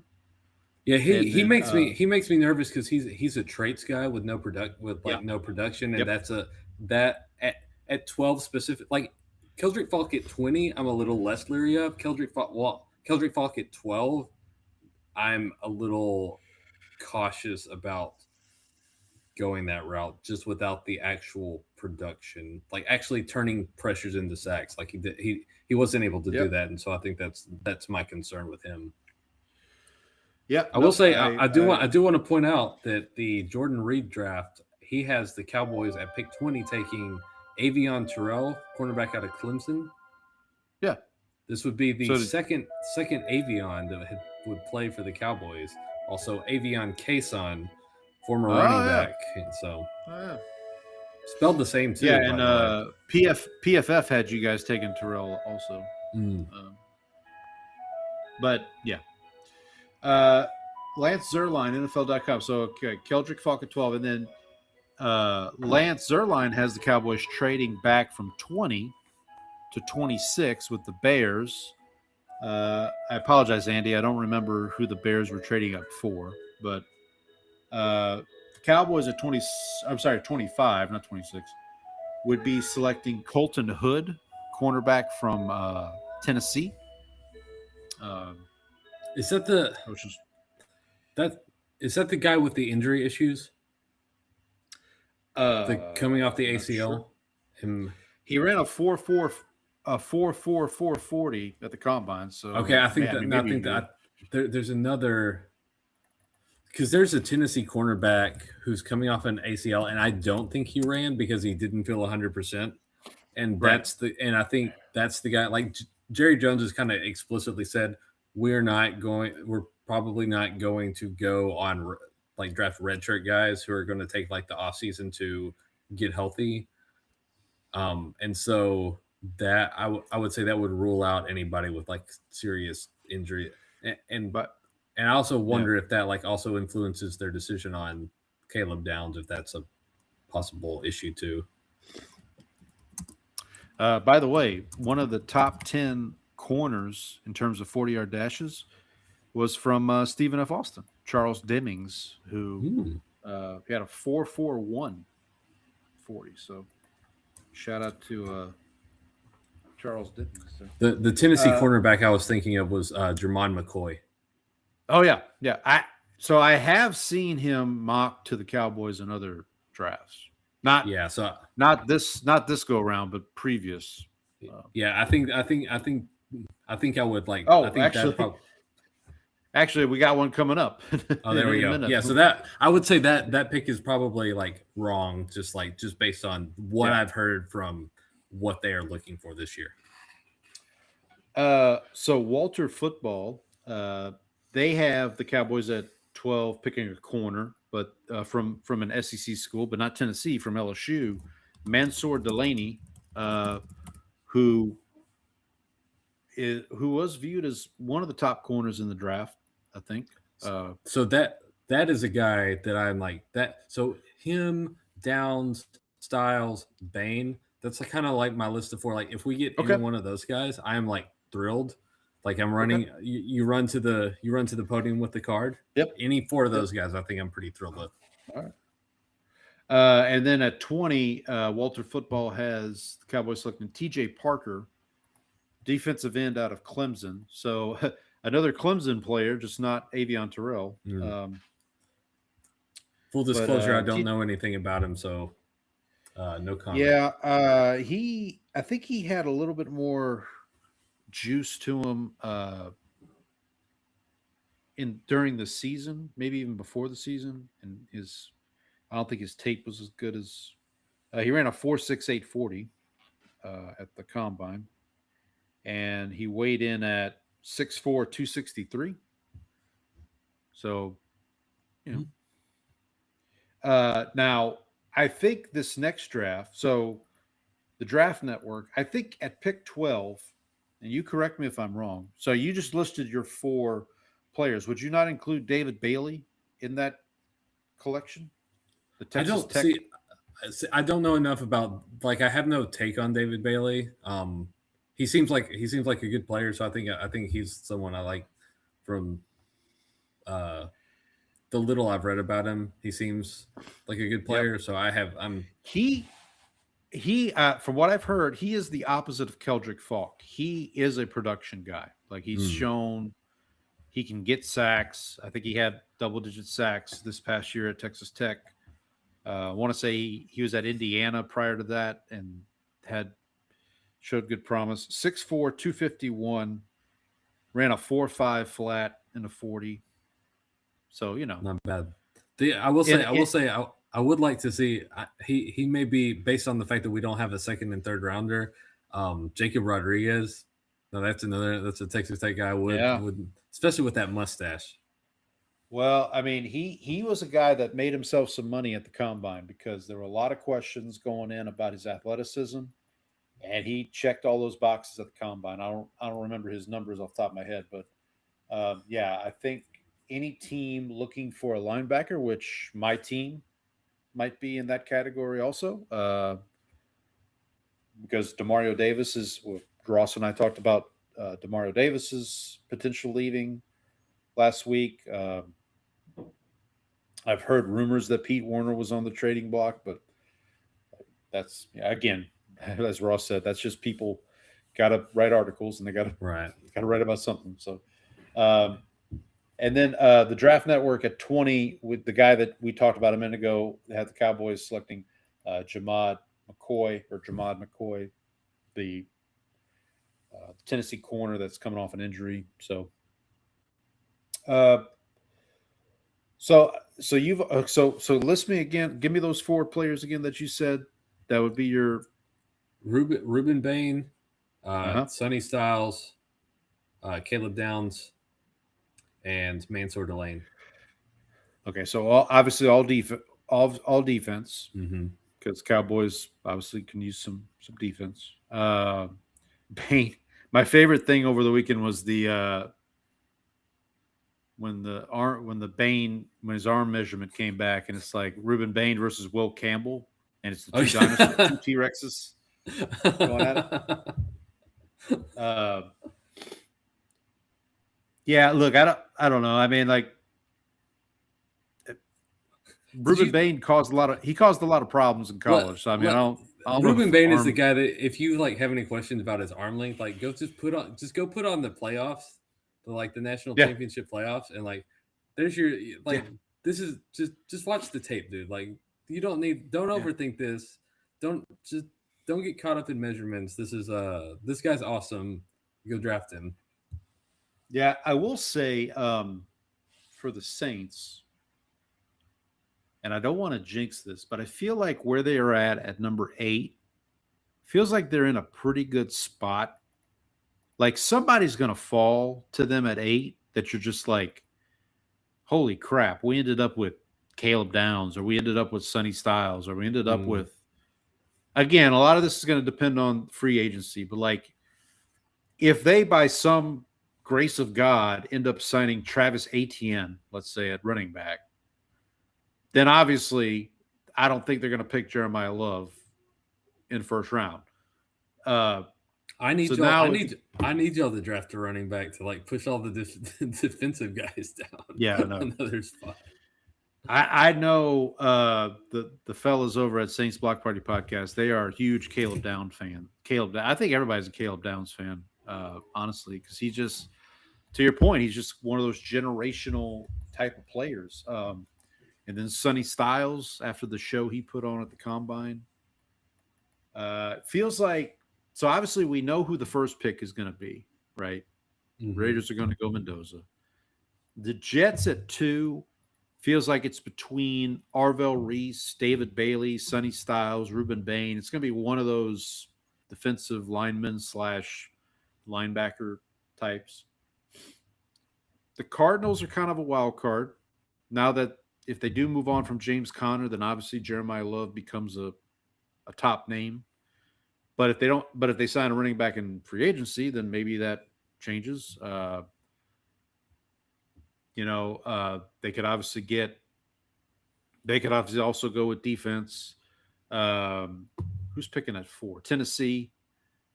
Tennessee's been talked about as a Jeremiah Love destination. I mean, they obviously have your guy Tony Pollard already and Tyjae Spears, but Tony Pollard starting to have some.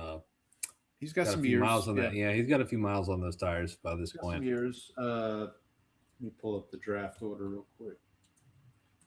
5, I think, is the Browns. Which who knows what the Browns are going to do?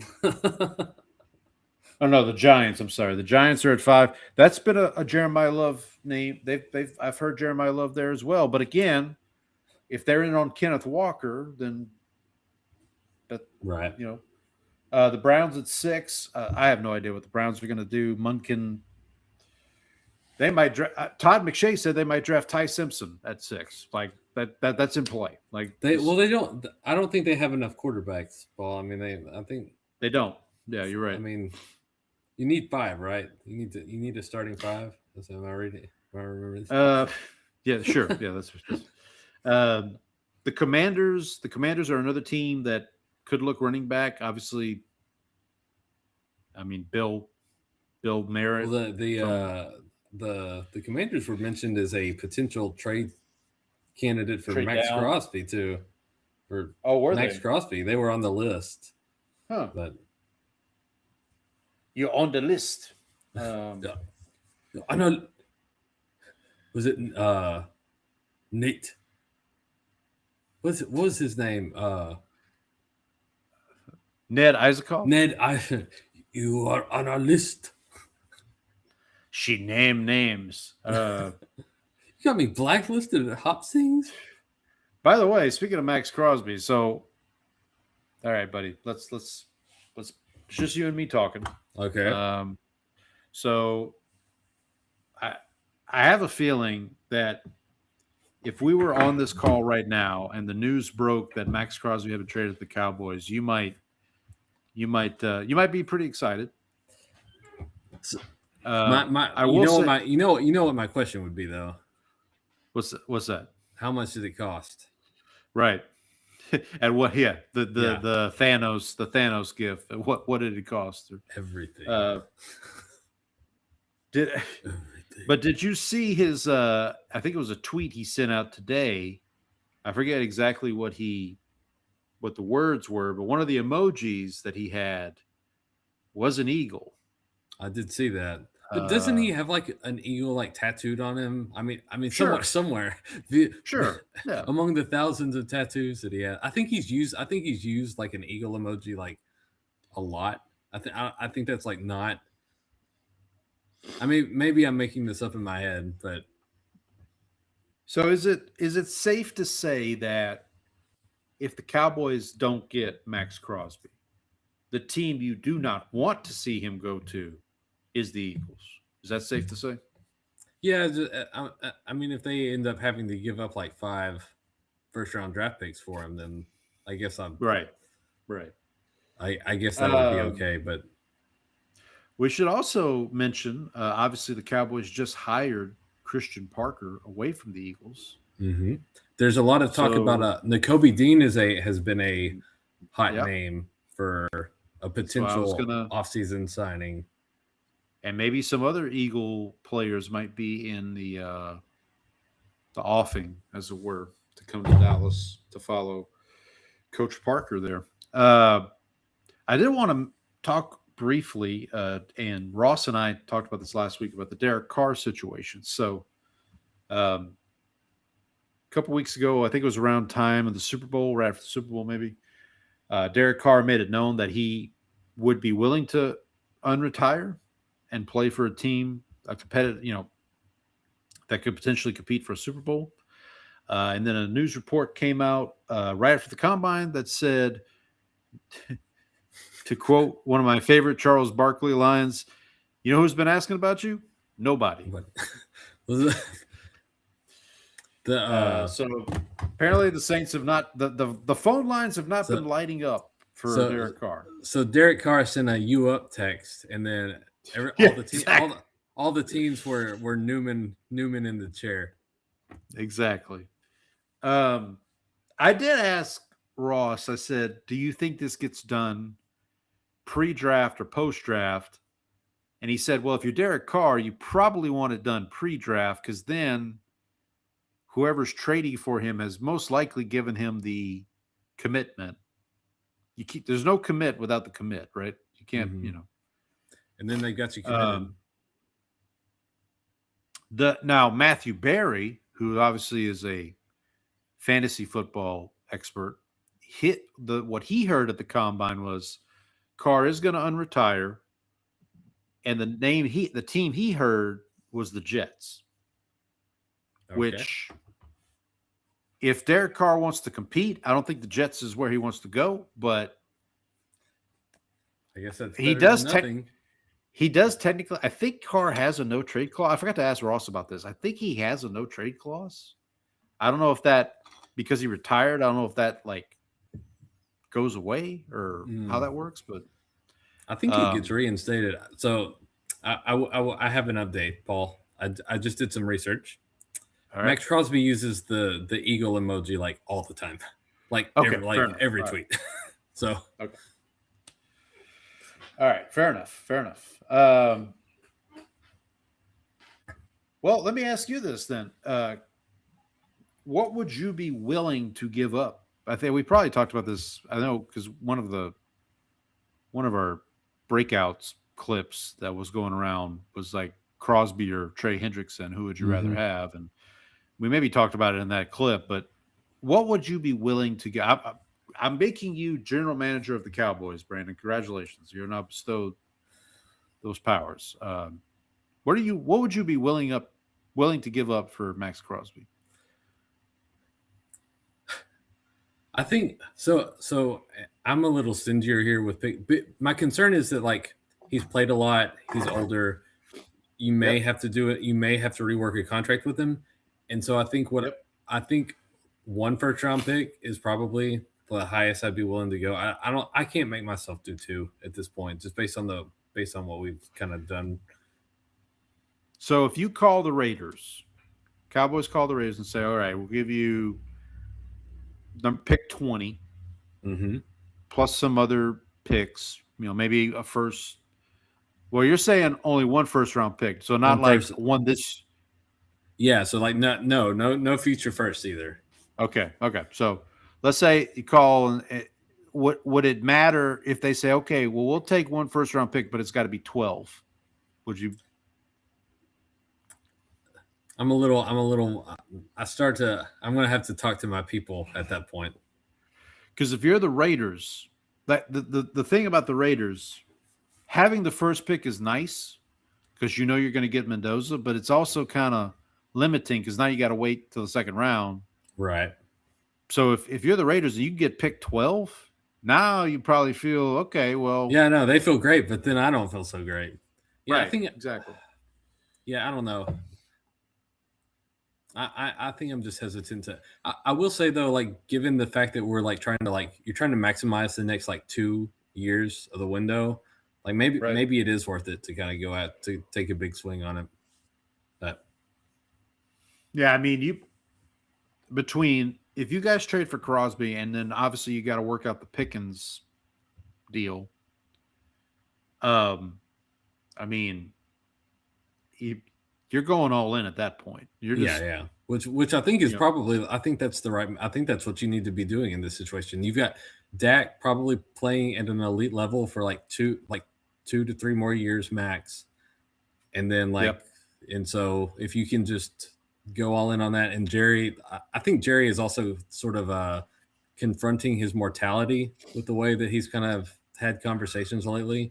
And the way he's kind of talked about things. Now we'll see if that actually like translates into any actionable like moves if they actually like end up doing anything. But I think they've kind of thought about, this is probably our best window. We need to do what we can to like maximize this portion, like this team, this version of the team.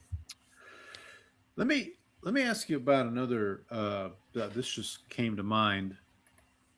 There was a tight end at the combine who tested very well. The young man from Oregon, Kenyon Sadiq.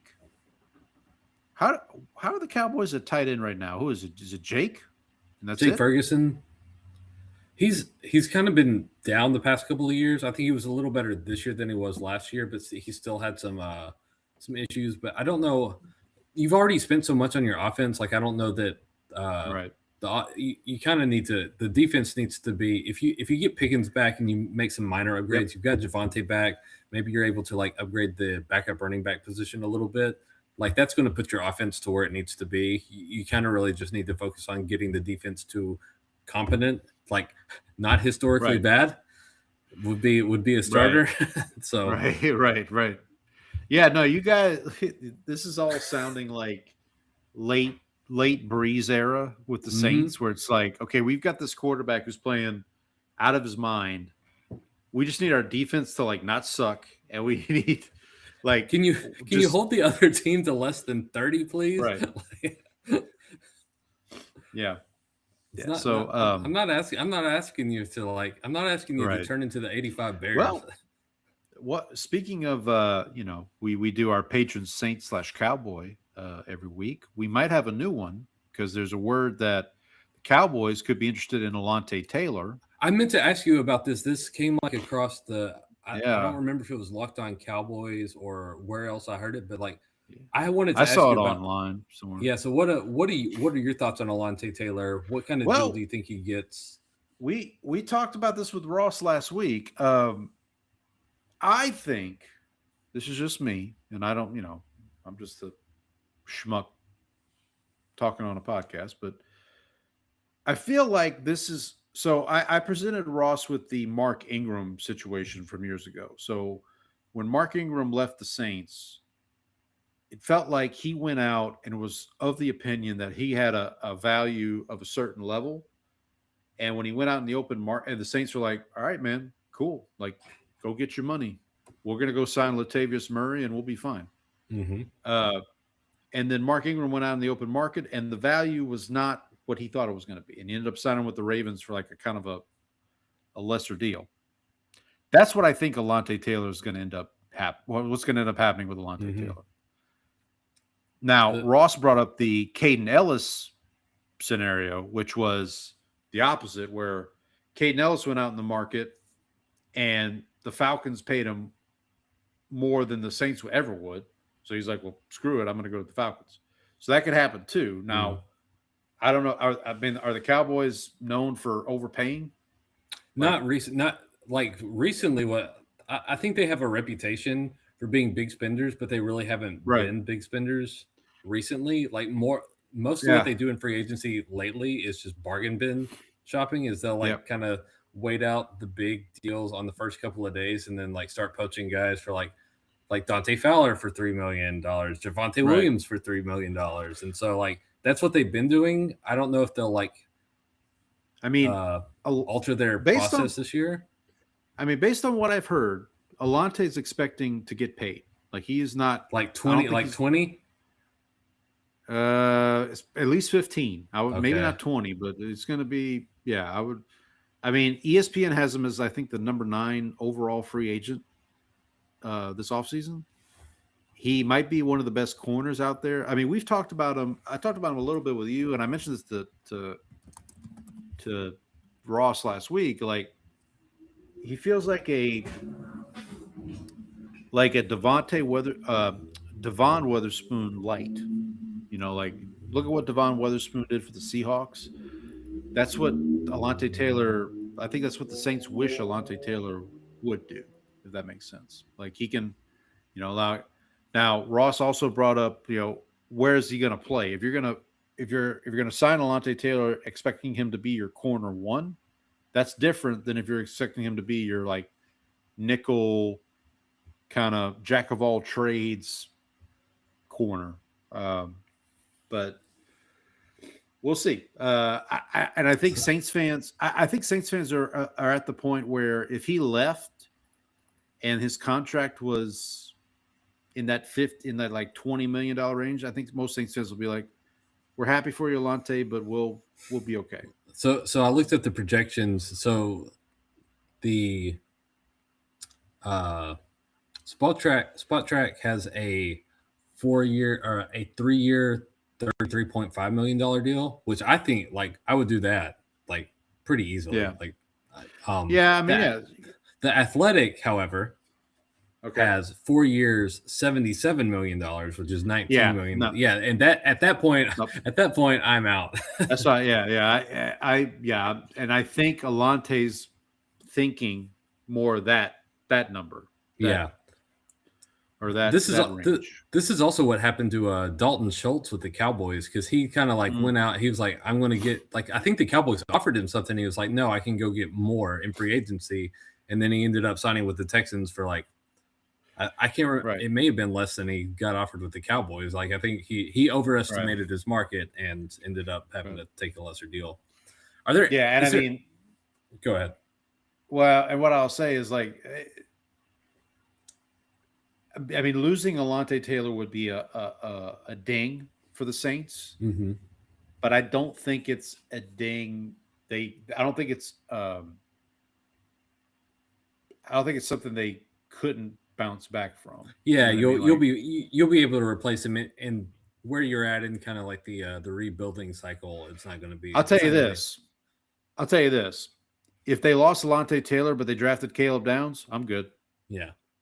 Like, well, are there any free agents that you like specifically want to say that you either have heard linked to the Saints or that you like kind of would like them to go after?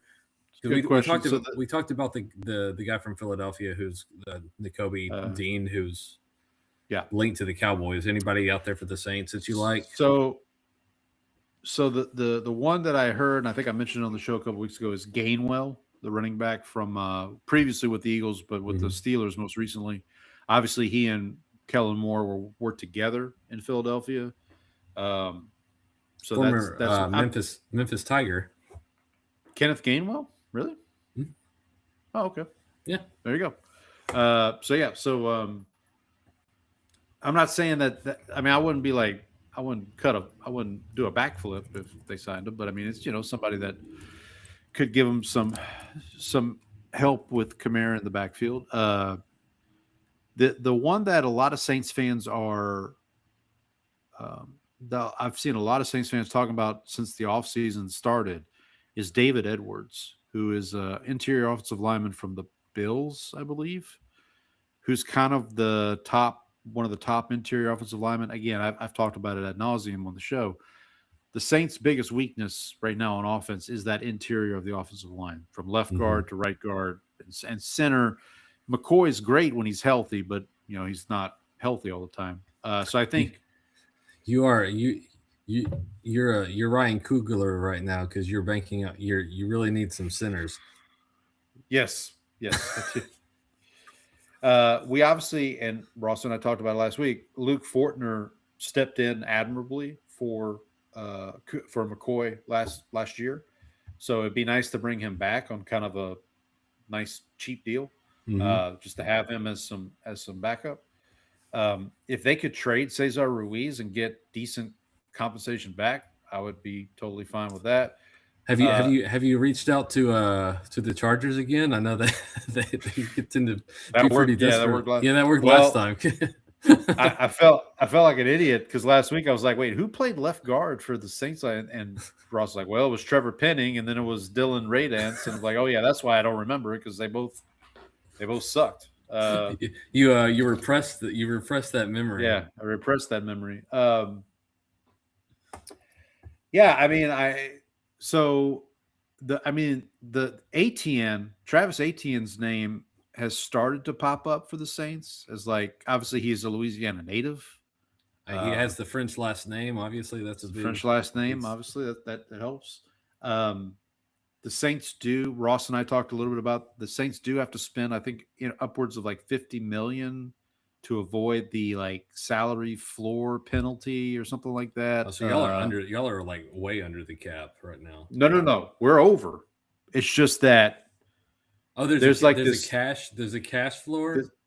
There's a cash floor, and we have to. So, but as Ross pointed out last week, as he educated me last week, if you re-sign somebody, that counts. So, if they re-signed Demario Davis, let's say, whatever they use to re-sign him, that counts towards that floor. It's something like in a 3-year window, you have to spend so much cash. And I think the Saints are not the only team in this position, but I think it's around $50 million that they have to spend this offseason. So some people looked at that as oh man, the Saints are going to go crazy free agency. And Ross wrote about it on LouisianaSports.net. He talked about it with me last week. That not necessarily the case. We'll see what happens. But yeah, in terms of other free agents, I mean, I'm actually curious to see if free agents view New Orleans as a destination. With a year of Kellen Moore, obviously Brandon Staley. I talked with Ross last week. One of the biggest pleasant surprises of last season was Brandon Staley's defense, especially down the stretch. And, Brandon Staley was a head coach for the Chargers. Another name I've heard linked with the Saints is Asante Samuel Jr., who was a corner for the Chargers under Brandon Staley once upon a time. So obviously there's that connection. And again, if they lose Alontae Taylor, their two starting corners would be Quincy Riley and Kool-Aid McKinstry, who have a combined 3 years of experience between them. So, bringing in someone like Asante Samuel Jr. would be good for, from a experience standpoint to help. So yeah, and also I kind of mentioned like Alec Pierce. I don't think they can afford Alec Pierce from the Colts, but a receiver who's not. Don't go get Brandon Cooks again. Like let's not do that. Like the Bills, but yeah, like the Bills. Actually, let me pull up the. I'm gonna pull up the NFL top free agents. Yeah, we're not going to be in the George Pickens business. We're not going to be in the trade. A couple people want Trey Hendrickson to come back with the Saints. Obviously, that's where he started his career. But again, I don't think we're going to be in that. Signing Mike Evans would be interesting. I don't think that would happen, though. I've seen people talk about like going after Kenneth Walker. I think ATN is probably going to be cheaper, and well, ATN's older too, so I mean that matters. Tyler Linderbaum from the Ravens would be great. He's the big name on the center market. It feels like he's going to have a lot of suitors. The team I hear with him is the Giants because of Harbaugh. I mean, obviously Harbaugh is now the coach there, and so there's that connection. I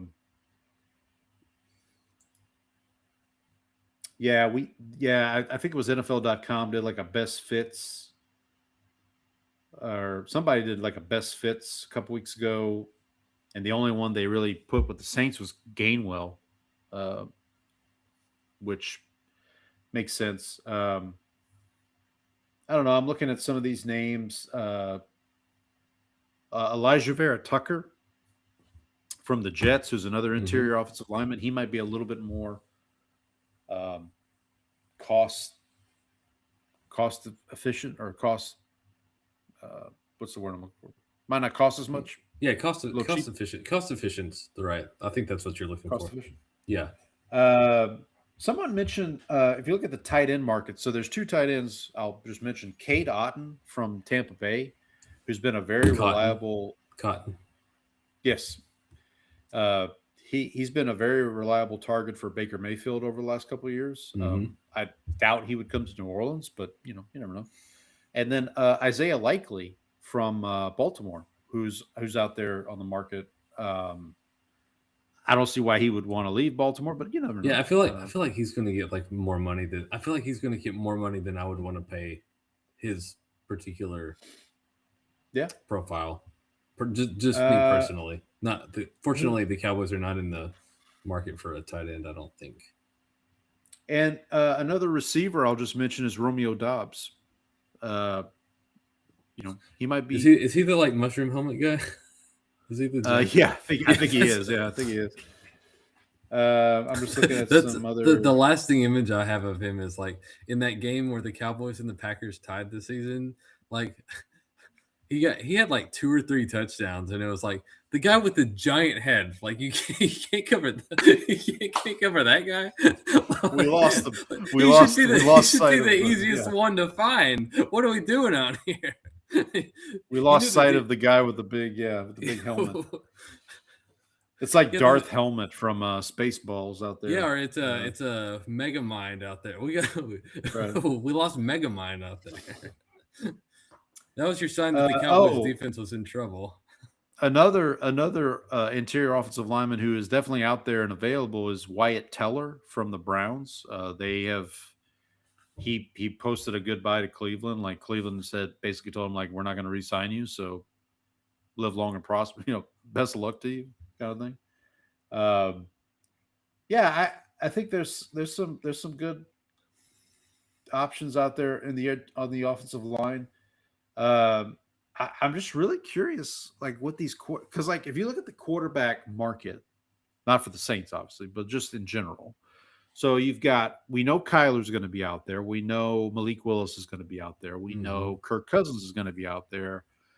Now you throw in Derek Carr, which I'm not saying is a better option than those other three, but like he's out there. It's a pretty thin quarterback market when you look at it. Like we got more Daniel teams.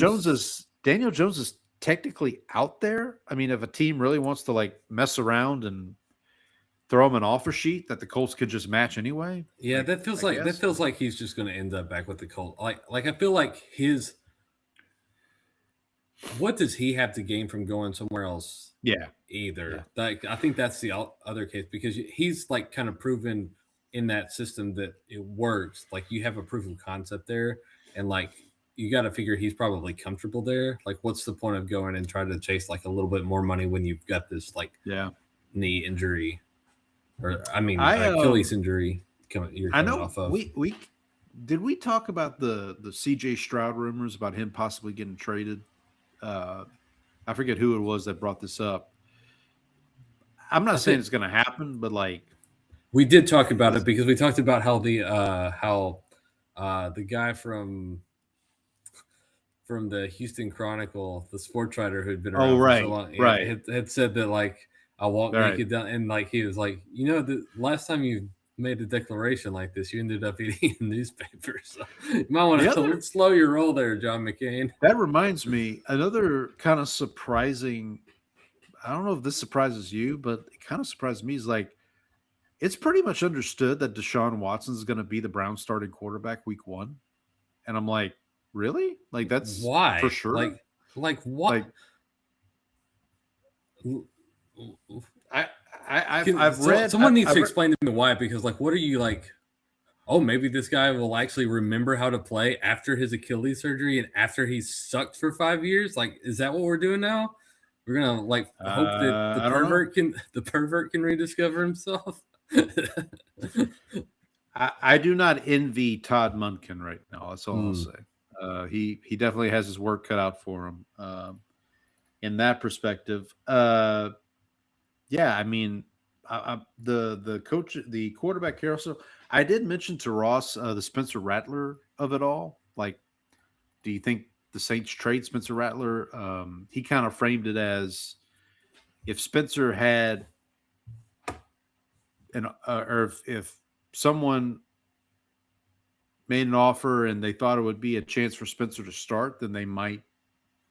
Because, I mean, Tyler Shuck has said it. I think Chris Olave said it as well after the season. They're like, Spencer Rattler deserves a starting job. Like, he deserves a chance.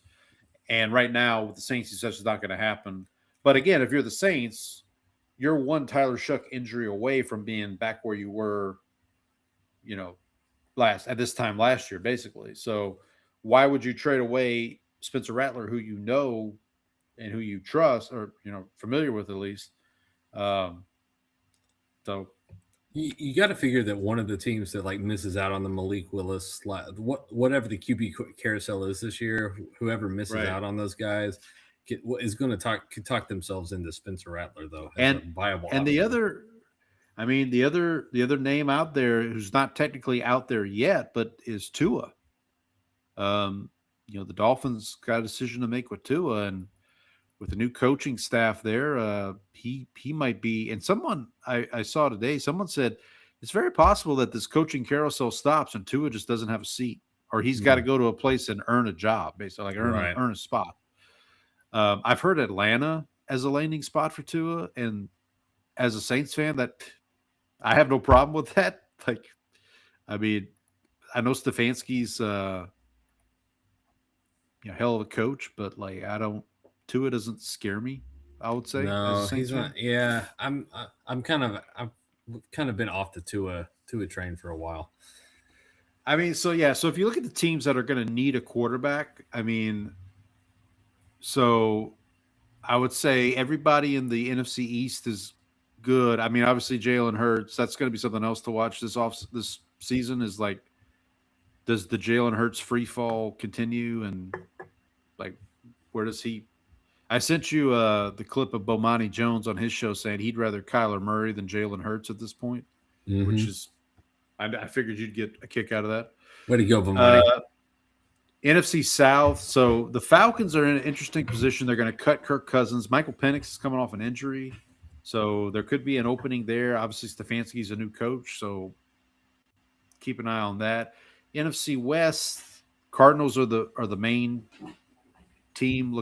They're going to get rid of Kyler. So obviously that's a new quarterback. The NFC North, I think everybody's good, right? You got Love. Well, the Vikings. Right, the Vikings. Well, I think there's rumor that they are done with their experiment with J.J. McCarthy. Yeah. I mean, Derek Carr's name has come up with them. Aaron Rodgers' name even came up with them. If Rodgers just wants to follow the Favre career path. There we go. But just keep going. And then the Lions, I mean, look, I talked about this at the end of the season. Like, I get Goff is still playing at a high level, but he's getting on the older side. Like he's not a young pup anymore. So you probably need to start thinking about a succession plan for him. And obviously the Bears with Caleb, they're set for now, at least. AFC South, Tennessee's good, Houston's good. Well, we think Houston's good. Jacksonville, Indianapolis is being held over a barrel by Daniel Jones, who's coming off an ACL or a Achilles injury. AFC East, Bills are good, Patriots are good. Jets are going to need somebody. Looks like they're going to release Justin Fields and then figure it out from there. And then the Dolphins are going to need somebody. AFC North, Ravens are good. Browns, we just are a holy mess. We talked about that. Bengals are good. Steelers. I guess if Rodgers retires, then it becomes interesting. Like, who does is Duck Hodges still there? Is that who? Is it Will who's Howard? Their backup? Will Howard. Okay. Yeah, Will Howard. Well, Will Howard was their draft pick last year, and the word was that people in the organization were impressed by him, but that was before McCarthy was hired. So right. I don't know what McCarthy's thoughts are on Will Howard. AFC West, Kansas City's good. I mean, now if Mahomes is going to miss time, which he might, then maybe they say, okay, we'll sign Kirk Cousins to start the first 3 weeks. Maybe they'll bring back Carson Wentz. Or Carson Wentz. Yeah, sure. Why not? The Broncos, I think Nix is going to – I need to ask Donnie. I think Nix is going to be ready for the season. I don't know that for sure. They could probably stand an upgrade at backup quarterback, honestly, given how Stidham performed in the AFC Championship game. But Raiders are going to have Mendoza. They could probably bring a veteran just to help support him. And then who am I missing? Chiefs. Oh, the Chargers with Herbert. Yeah, they're fine. That's it. Yeah, so I think that's it. I think we quickly ran through. So, yeah, so it's not a lot of landing spots for quarterbacks. And to your point, like the caliber of who's out there is not – it's, no one's beating down the door to sign Tua. Or trade for Derek Carr, apparently. Right.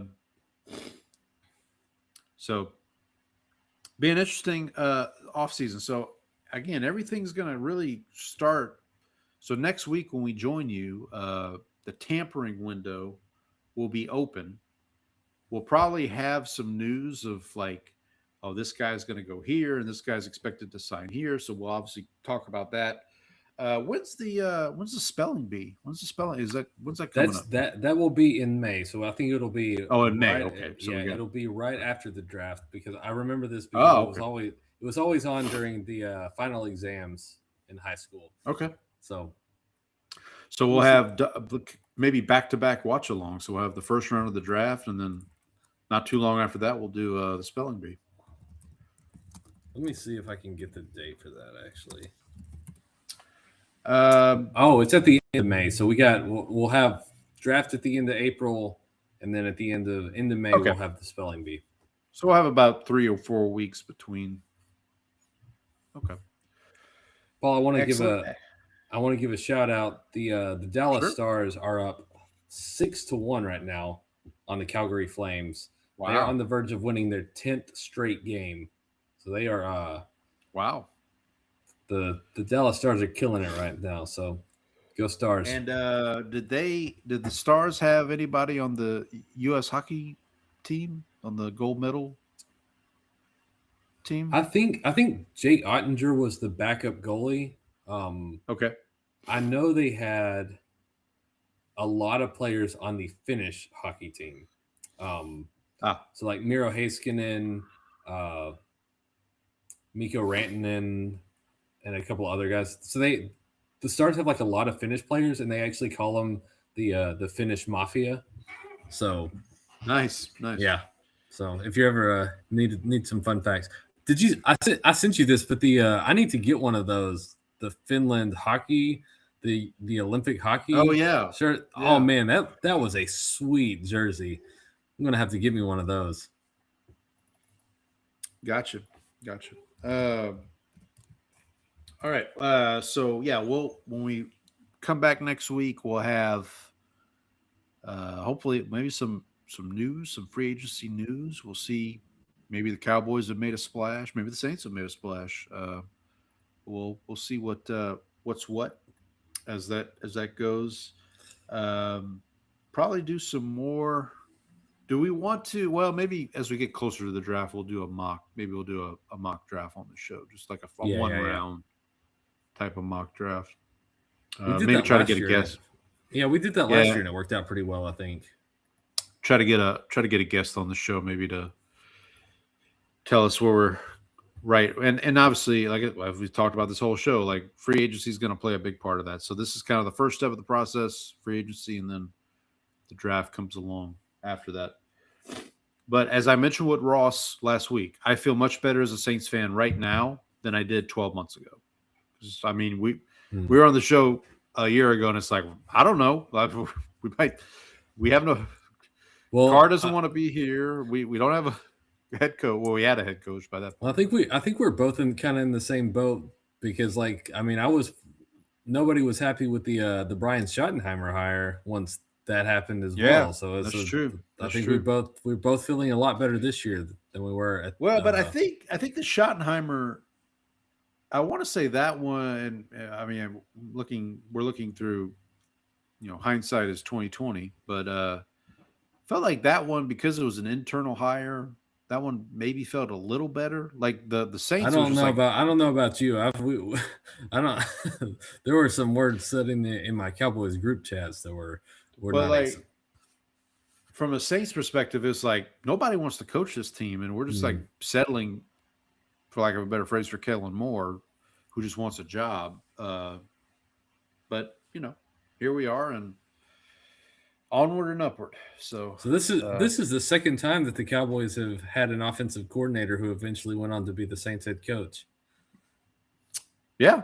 Sean Payton. Yeah. All those years ago. Yep. And he worked out pretty good. Yeah. He worked out okay. Although I will add my voice to the chorus of people who are tired of every offseason him telling the Mahomes story. We've heard Sean. We've heard it. Yeah, we get it. I found it funny. Somebody, because he was on Rich Eisen's show right before the combine, he was telling the Mahomes story again. And somebody retweeted, it's like, why does he never talk about the Marcus Davenport story or the, nobody ever asks him about Marcus Davenport or, the guys he actually did draft who sucked. Like nobody ever talks about that. But anyway, all right. Well, we will see everybody next week. Like I said, we'll have some free agency news. I would imagine, maybe some college basketball. Oh yeah, so March not Madness next week, but the week after will be March Madness, and I will be in Las Vegas to gamble on the games. Wow. Yeah, how about that? You'll be on assignment. You'll be on assignment. We'll be on assignment. In Las Vegas. All right, so I guess I gotta find a guest for 2 weeks from now. Well, I'm leaving Wednesday, so I should still be able to do the show Tuesday. Okay. So Well, there we go. All right. Well, hopefully everybody has a good week. Take it easy, everyone, and happy football, everybody.